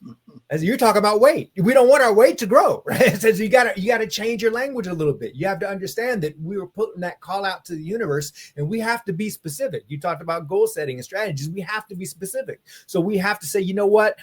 I want to create a dietary program that's really going to help me be healthy. I have to create a physical workout system that's going to challenge my body. And those are the language and the things that we want to call upon ourselves. We want to have real change. So we know that what we focus on grows. The problem is sometimes we focus on, again, those things that are outside of our control. And when we're focusing on that, we're not going to get the results. So we have to be specific. We have to be very specific with our language, with our intentions, with our metric, with our goal setting, everything that we do. And you talked about, like you talked about with spending. What are we willing? Where are we wasting money? Right. And that's a great thing. And that's, in my opinion, even scratching the surface, because then you have to ask yourself, what am I willing to sacrifice in order to create this larger goal? My wife and I, when we did it, we had cable and we decided, you know what? We don't want to pay for this cable. We're going to set that money aside and invest it instead. So for many, many years, we didn't even have television. And what happened was, okay, we didn't have the TV, but then we didn't sit around and watch TV then either. So now what are we doing with that time? Well, I don't know. Let's go to this seminar. Let's study this. Let's do this. Let's read this book. Let's do this. I mean, it's this overlapping thing that you have to ask yourself, what am I willing to sacrifice in order to get the things that I want as well? And when we ask ourselves that, when we start to challenge ourselves that, and I always tell people, if you really want real results in anything, get comfortable with being uncomfortable. If you can just do that and know that that's where real growth happens, that's where the real results happen, then we can have a profound change on not only the stuff in our own lives, but then the lives of others as well that mean a lot to us. So I think that what we focus on grows. So we have to be very, very, very careful of choosing that focus very intentionally. Well, you were talking about the TV, and my brain is going, you need to get on down to the cable office because between my cable bill and my internet bill, it's over $300 a month. Yeah. And we have 11 TVs, and the cable man comes in. How many is in your family? 2. And so, and so my wife and I, we were talking about that. Okay, so that's basically about $3,600 a month that we are actually spending on stuff we don't really use. Internet is the most major point. So we decided this past weekend, we're going to turn all of our cable in because, our TV, we're going to keep the internet, but, our TV, we have Roku. Right. Sure, yeah. Because we have Roku, we got all these other networks and things and Netflix and everything else. So, all that is just there. So, we're gonna drop $3,600, right away over the next 12 months. Yeah. Because everything, I don't need that cable. So you have to look around and look at, your wealth management. Now, of course, she's already spent it. She's already looking at it. She just spent it. Of course. Yeah. I guess I shouldn't tell that. She may be listening. Right. But that's the key point to it too. And I talk to people a lot of times. I tell them, you say, we are a self-made millionaire. I said, no, let me be clear. I'm a team-made millionaire. because Yeah, I tell people when I try, if I can work with a couple, it's even better because you got to be on the same page. I mean, the very first thing I did is I sat down with my wife and I said, look, this is what I want to do. And I said, not only that, we want to, if we're going to accomplish this together, it's going to come with some sacrifice, like I said. But on top of that, I said, there might be something that distracts us. So whatever you think we need now that we don't have, let's just buy it so it doesn't distract us. And she said, I can't think of anything. I say, cool, well, let's get to work.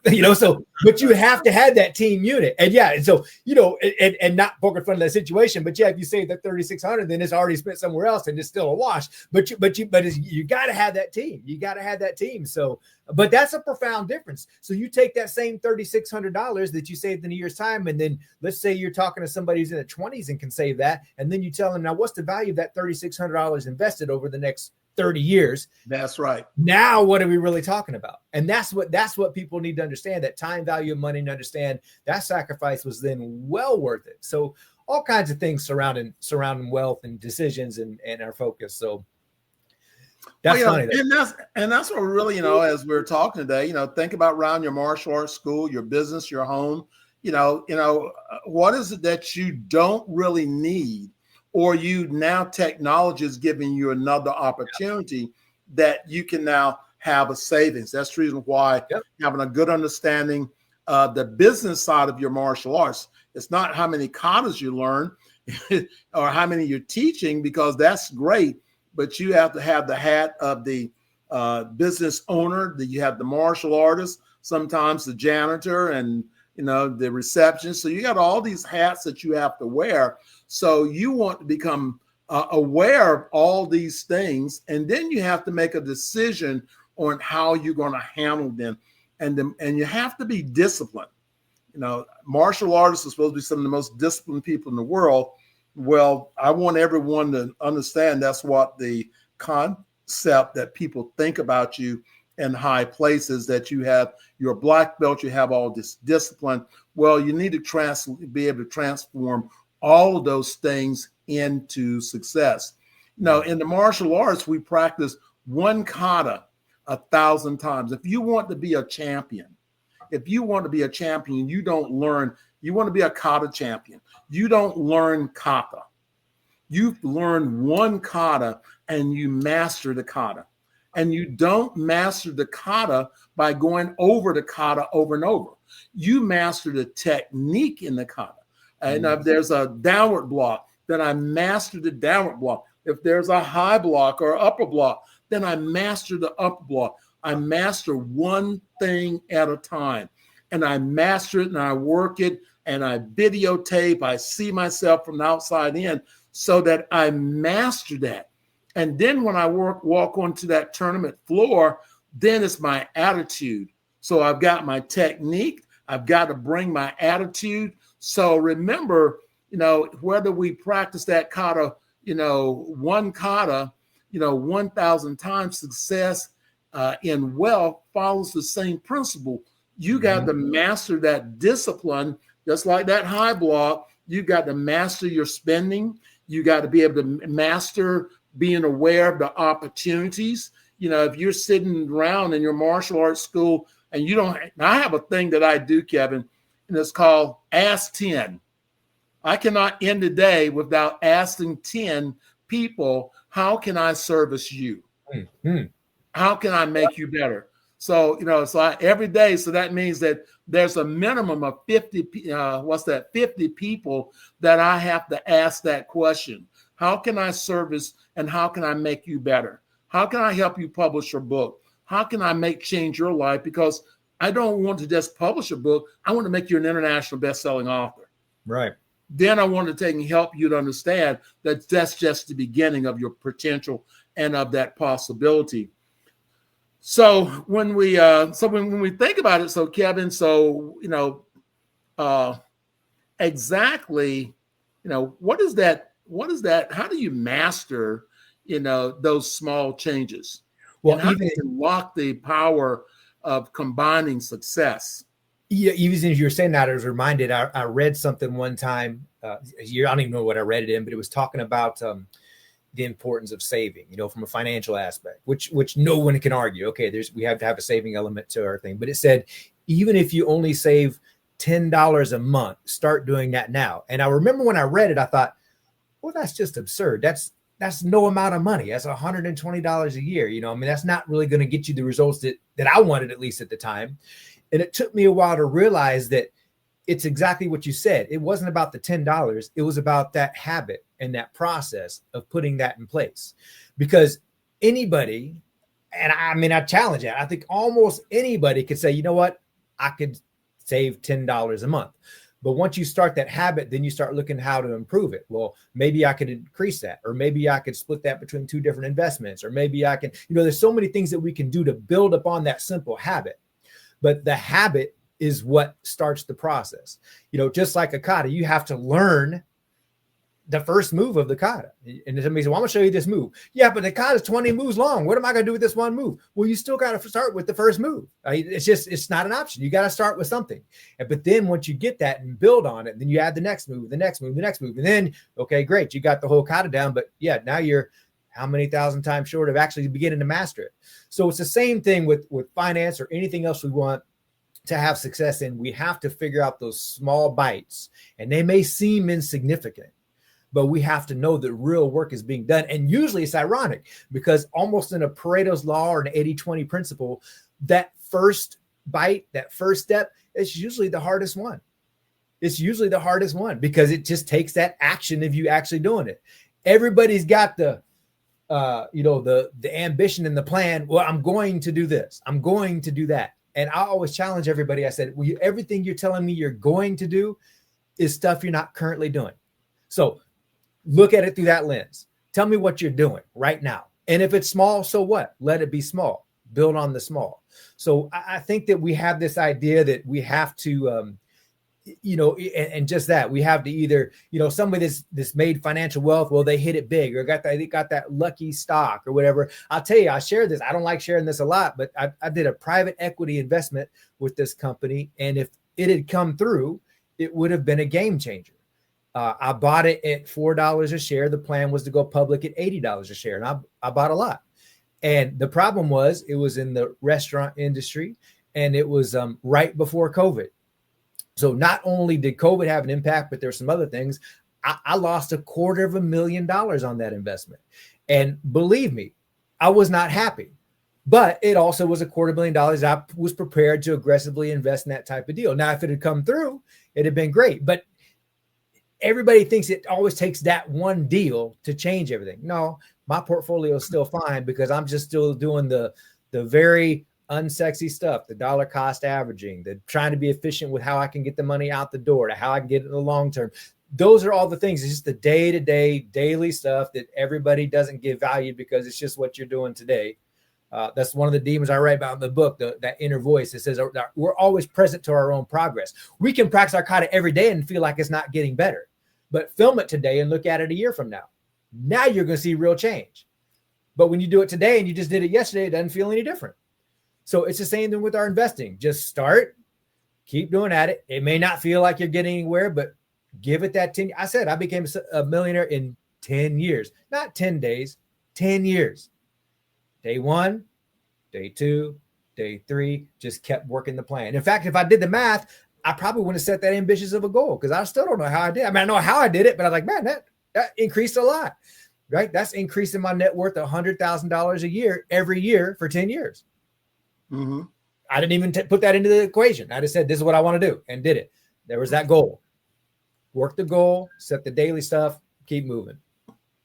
And for our listeners, this may be, that sounds really easy, but I don't know. This is where I am. I'm on the bottom and you want me to talk about being at the top. Why not?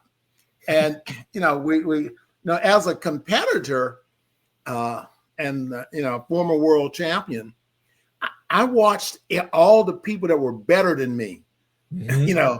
So you got to have a model. I watched John Chung's, and as I had that desire to become better at what I was doing in the martial arts, and when we speak about kata, that is a pattern formed in our mind, imagination that we're pretending and learning mentally how to adjust to an attack. And that's the same thing we have to do in finances. Mm-hmm. We have to practice being successful, just like in that kata. and someone's attacking me, I got to have that attitude to defend. I can't just put my hand up there. I have to have that attitude to defend. If I'm going to work on being successful, then I got to have that attitude about being successful.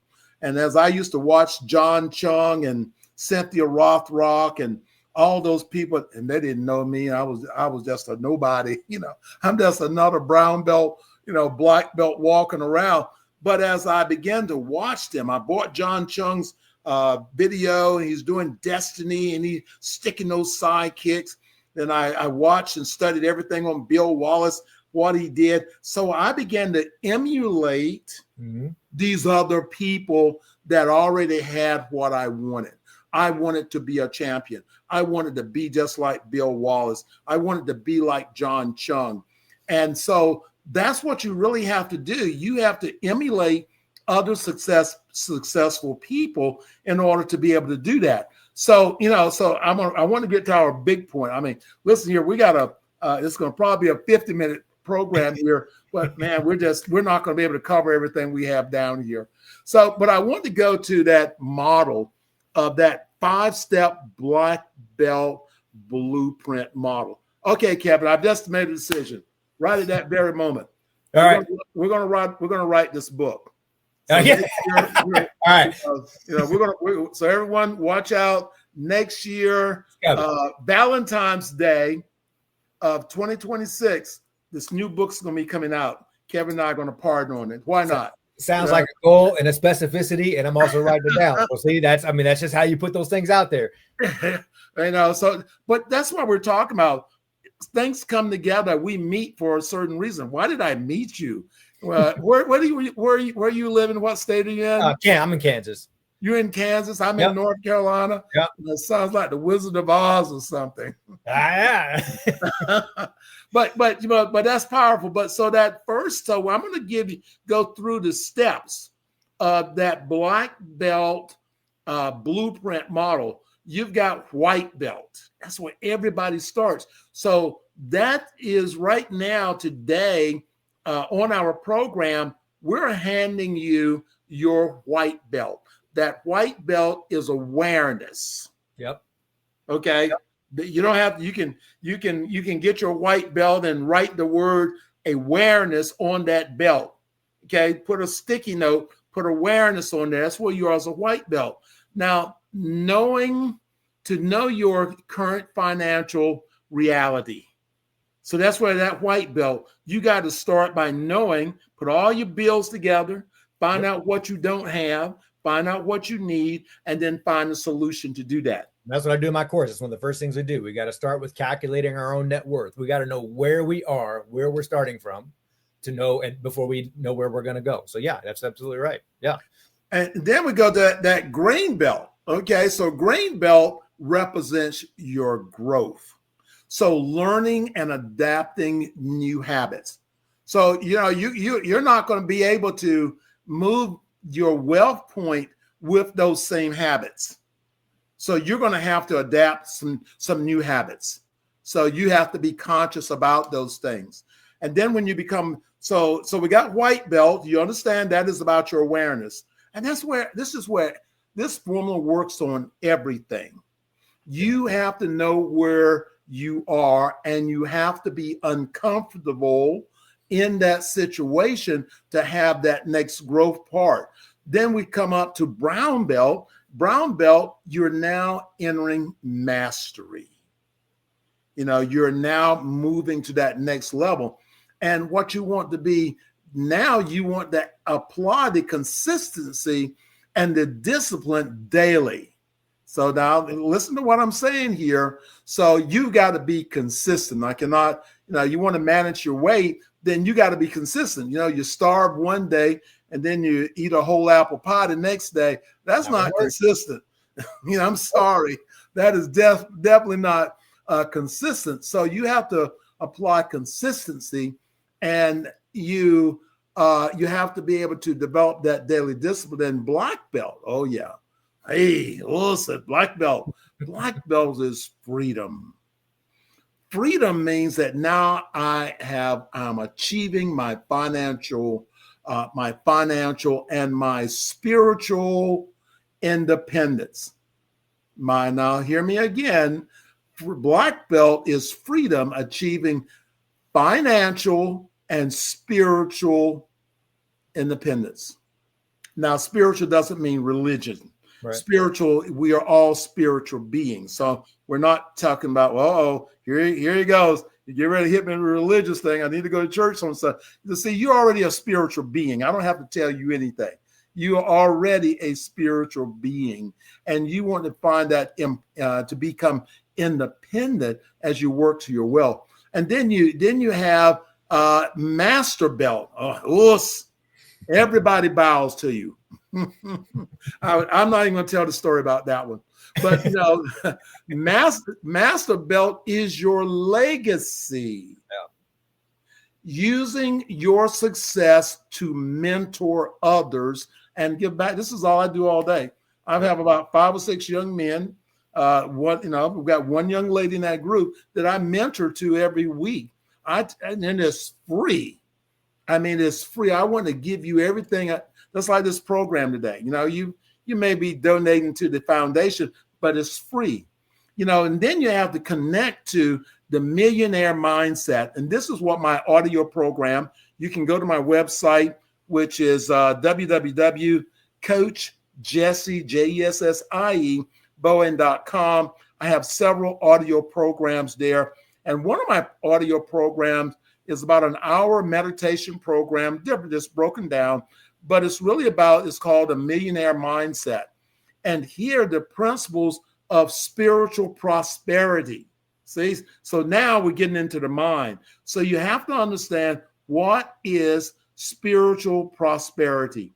So that is a part of that. And then you have to have your community. So Kevin, why don't you share with us? We're getting ready to end our program. We've run out of time, but we want to make sure that we have some impact here for you. So why don't you share some tools for creating multiple streams of income and developing a wealth plan? Yeah, a lot of people have jobs in W-2, and there's of course things you can do in that. But for myself, I went into some book publishing, and depending on there's varying outcomes of that. But that's been a very, very impactful part of my whole business planning. On top of that, I did some property stuff. I've done some, things within IRAs, and I've done some private equity stuff. I just did another one as well. There's all kinds of different things to do, but here's the thing I know. You want to do something that you're familiar with. Everybody gives value to those things that are outside of themselves. It seems foreign to themselves. That's where they think the value's at. I always use that as an example as the martial arts school. It's about efficiency. As martial artists, we look for efficiency and movement, right? Business and money should be the same thing as well. I went from paying after-tax dollars to a martial arts school to get taught martial arts. Then when I opened up my school, now people are paying me. Now, before I opened up the school, I went to tournaments, I went to trainings, and I paid for after-tax dollars with all that different stuff. Well, then when I owned a martial arts business, I'm still now doing all that same stuff. Only thing is now it's part of my business. So I got deductions on seminars, I got deductions on training materials, I got deductions on competitions, and then people start paying me. It's just a much more efficient model to do the thing that I already loved doing. So if you can find some way to figure out how to generate income and doing something that you love doing, you've hit the jackpot. You hit the jackpot. But you got to really believe in yourself and look at those options and know that you have value that somebody else is looking for. Anybody can get on YouTube. I'm amazed at what you can find on YouTube now, because, people say, well, how do I do this? Oh my gosh, they actually have something on it. But people know that, hey, I know this and somebody doesn't, and they may want to know something about it. So we all have value that other people are seeking. The hardest person to see that is usually ourselves. So identify how you can give value to somebody and trust that you have that value, and figure out, hey, how can I be of service in this and make money at the same time? That's really the jackpot, in my opinion, right there. I think that's really important, in multiple streams of income. So if you have just one stream of income, you can count that as good. And maybe that's your maximum part. So, you can become affiliate partners. In fact, the AMAA, we have an affiliate partner program. You help us to be able to sell books. You earn 15% of the revenue. So you got a lot of ways. And when I'm looking at a lot of AI and different products, I go to see whether or not they have an affiliate page, because I sign up for their affiliate page.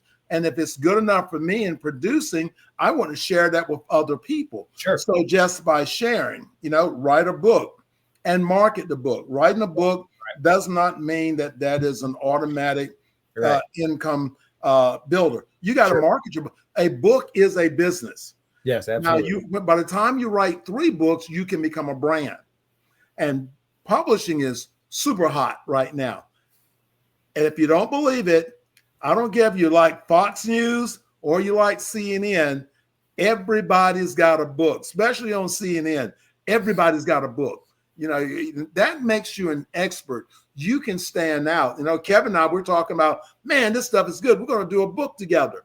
Because why? Not only a book, but we're going to turn this into some seminars. And, we're doing some seminars, some online things, a little bit of. So you see, we just made a connection today to now consolidate our power of being able to speak together and find a topic that we both can connect to in doing that. Any last words, Kevin? Well, just to kind of close with what you just said, not only that, but we can do that, but then have real value that we can provide to somebody else. I've said it before that, as soon as we get a better relationship with understanding that money is a tool to serve the things that are important to us in our life, that's when we start to really develop wealth, because too many times we don't know how to use that tool. So when we can figure out that it's a tool, money for the sake of money, so what? You're really not defining your purpose with that. What are you using that money for? How are you serving yourself? How are you serving other people? How are you serving your loved ones? That tool, the problem is, a hammer is a tool, and you give it to a skilled carpenter and they're going to create something wonderful with it. You give it to a crazy psychopath, they're going to cause some damage, right? And sometimes we're a crazy psychopath with our own tool of money. And so we need to be guided and understand. And that's what we're talking about providing. We're helping people understand how to have a better relationship with money and use it as a tool to serve things in their lives. So that's, you hit the nail on the head, pun intended, that we are going to be able to do that for people and give them real value in their lives. Well, I'm excited. I'm excited. I'm always trying to find a way to make life better. And everyone, we were blessed to start Elite Publications going on 12 years ago. We're an international publishing company now. We've helped thousands of people to be published in books and helping them to be able to write and monetize their books. So if you're considering writing a book and you've got a good idea, then, let me know. You can reach out to our email, info@elitepublications.org. Go to our website, check it out, and that is www.elitepublications.org. Everybody's got a story. And I've bragged on you guys because I've gone through a publishing company and I've self-published too, and I've worked with you guys on one, and you guys, top notch, very professional, very communicative. I've bragged on you guys more than you'll ever know. So it's top. And you ask Jessica, because I told her, she actually asked, can I get you to say that on video, please? I said, I'll be happy to. Absolutely. Because when you have people that are doing good things and it's a good experience, absolutely you want to celebrate that, because that's not always the case with people. So I appreciate what you do. And I appreciate that. But that's the thing about it is I'm not a publisher. I'm a black belt publisher. Right. Sure. I'm a master. I'm in that master stage and every day trying to build on that. So, and then, and I believe in myself. I believe I'm confident about who I am. One of my mentees, he's always say, well, Hunchy, you're always standing back. You're always checking people out. I'm going, if you want me to speak, I don't have any problem with doing that. But, the key element is that I don't have to talk about me, because what I'm going to do, I'm going to put that faith into action.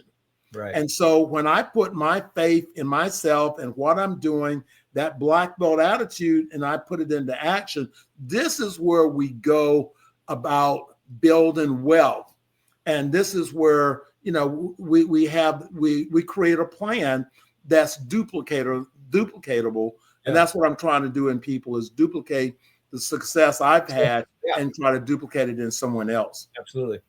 Absolutely. Well, this has been great. And everyone, so, remember, reach out to us. And again, you can go to my, hey, Kevin, what's your website? How can folks, if you wanted to get it right, it's just kevinwilsonconnection.org. kevinwilsonconnection.org. I'll be your connection, right? Remember that, kevinwilsonconnection.org. And it's got some contact info on me there, and some of your stuff too, I think. So that's yeah, if you want to reach out, email me. It's on there as well. And everyone, again, you can reach me at Coach Jesse, Jessie, Bowen.com. And this is where you can get the CD. So if you want that downloadable audio program, and the program is titled The Millionaire Mindset. And it's really helping you to lock the way you think and change your thinking. You see, change doesn't come from the outside in. Change has to start from the inside out. So that's what I really try to work with my clients, is helping them to be able to make the inner change. The outer change is easy. It's really getting inside and trying to make that inner change and really make the world a better place. And we really hope that everyone really, that you got something out of our program today. We gave it to you from the love of our heart, of wanting to be able to share. So, hey, be blessed. And guess what? You can make the world a better day. One day at a time, make it a better world. Think about something positive. Think about something nice. Always have that powerful mind that you can be a change in the game. Absolutely. Be blessed.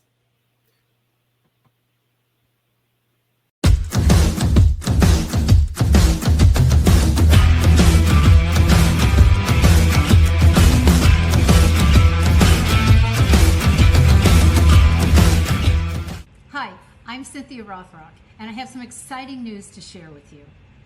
What a great opportunity we have this year to become a contributing author in the international best-selling martial arts anthology series, Elite Martial Artists.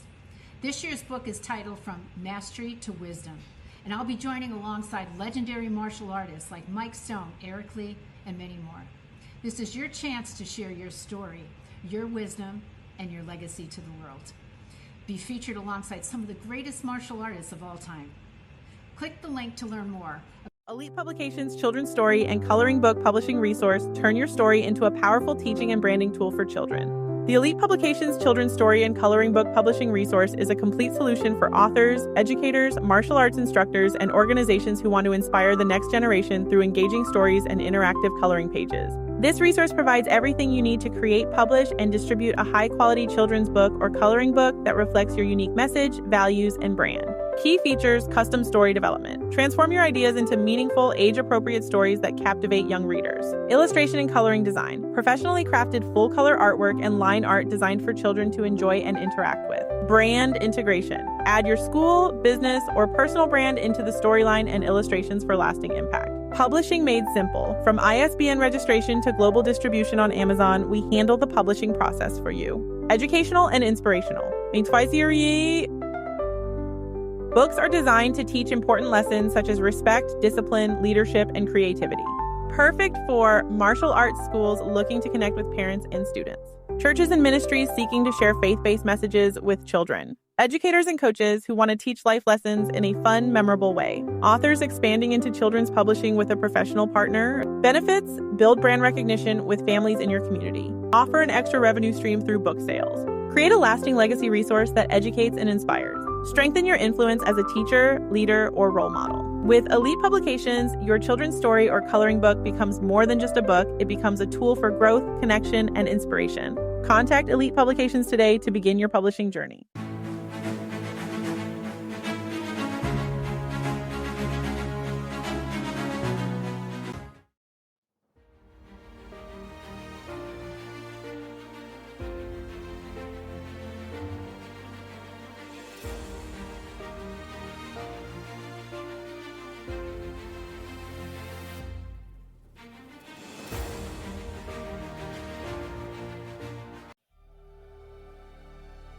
I want to personally thank everyone who attended, both live and online, the 11th annual AMAA Who's Who in the Martial Arts Hall of Honor.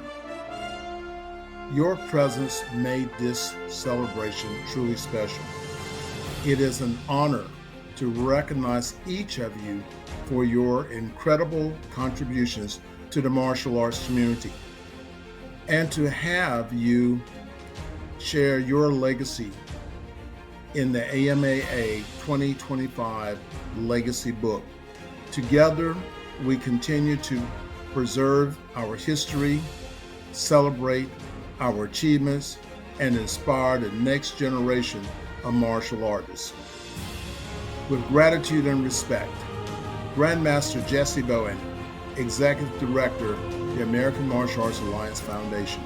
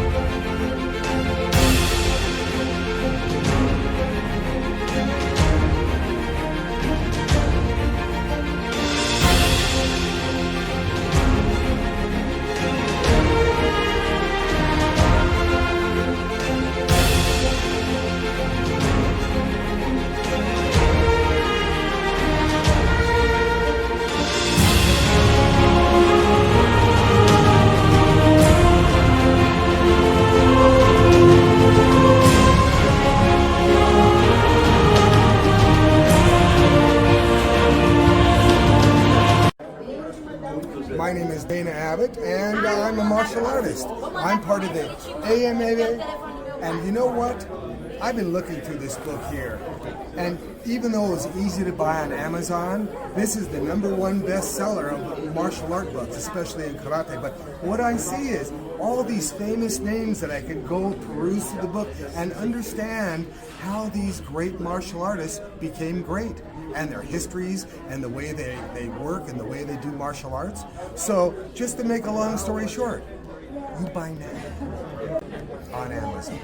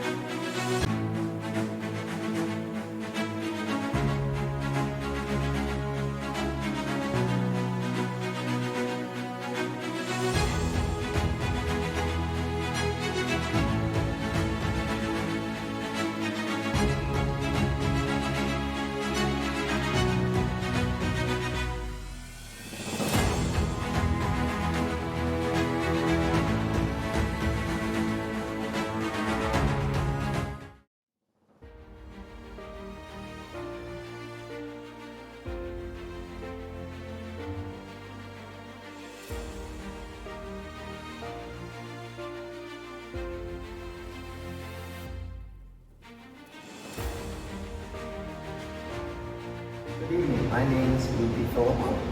I'm a 7th degree Senior Master in Combat Aikido. I'd like to thank Grandmaster Pellegrini, Grandmaster Medina, my partners, Master Clancy, and Dan Pendergrass for helping me in my journey, and everybody else in Combat Aikido, and I'm honored to be in this book for 50 plus years. I would like to thank Hansi Jesse Bowen for putting me in his 50 plus years martial arts book.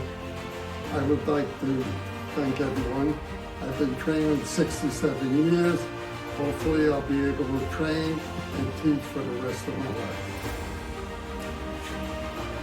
I just want to give thanks to God, first of all, to the American Martial Arts Association, to my Grandmaster Freddie McNeil, and to all that had a part over the years in my training and my teaching for this award. I'm very humbled by this award. Wow. Thank you for my nomination as I accept this award, the Martial Art of Excellence, 50 years training. I appreciate it. Thank you. Hello, I am Sensei Jeannie Knowles from Marysville, Utah.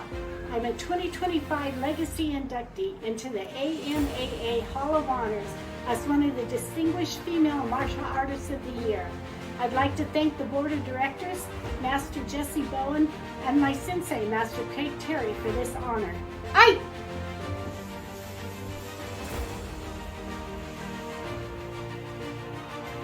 I'm Daniel Cho from Toronto, Ontario, Canada. Thank you to the AMAA for this wonderful, fantastic honor and privilege of being inducted in the 2025 Hall of Honors. I want to thank my instructors and people who have inspired me in my martial arts path. John Park, Ryan Cheek, Bill Superfoot Wallace. Hi, Grandmaster Jason Velez here. I just want to thank everybody for the Who's Who in American Martial Arts 2025 and just say hello to everybody. I'm coming to you from the Philippines and wishing everybody the very best. Thank you. Hi, my name is Lydia Longfield. I'm the Chief Sensei at the Bonsai Black Belt Academy. I represent England, UK, and I'm absolutely honoured to say thank you for including me in the American Martial Arts Alliance. Absolutely wonderful to be recognised and to be sort of acknowledged for what I'm doing, and I'd like to thank all of my students, past and present, for supporting me and for believing in me and trusting me to be their sensei, and I hope I do a good job for them. Hello everyone, I'm Mary Lou Dachka from Utah, a sensei who teaches kids and senior adult women in Goju-Ryu in Marysville, Utah. I am honored to be recognized by the American Martial Arts Alliance with a Legacy Award and inclusion in the Who's Who in the Martial Arts Hall of Honors. Special thanks goes out to Master Craig Terry for nominating me for this prestigious award. Hi, this is Mike Sullinger from McAllen, Texas. I want to thank Daryl Bigfoot Stewart for nominating me for this prestigious award and Director Jesse Bowen for the publication.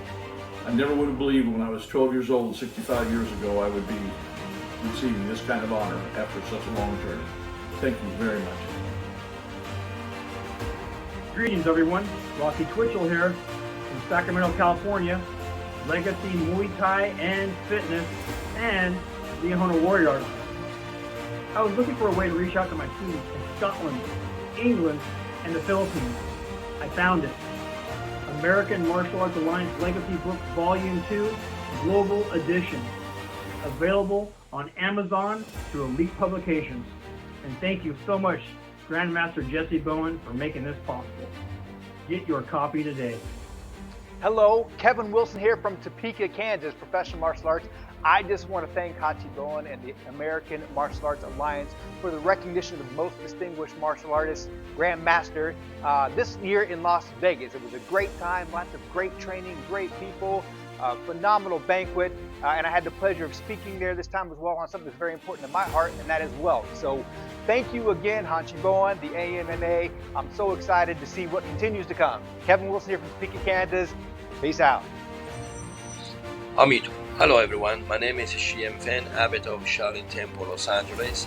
I'm responsible to bring Shaolin culture to America and bring this vision to people, educate more about the Shaolin culture. So please contact us, www.shaolintemplela.org, and thank you for American Martial Arts to support. Thank you, Amito. Hi, I'm Elizabeth Moringling Yankee from Killeen, Texas, with the House of Discipline in Harker Heights and in Copperas Cove, Texas. I want to thank Hanshi, Jesse Bowen, and the AMAA Board of Directors.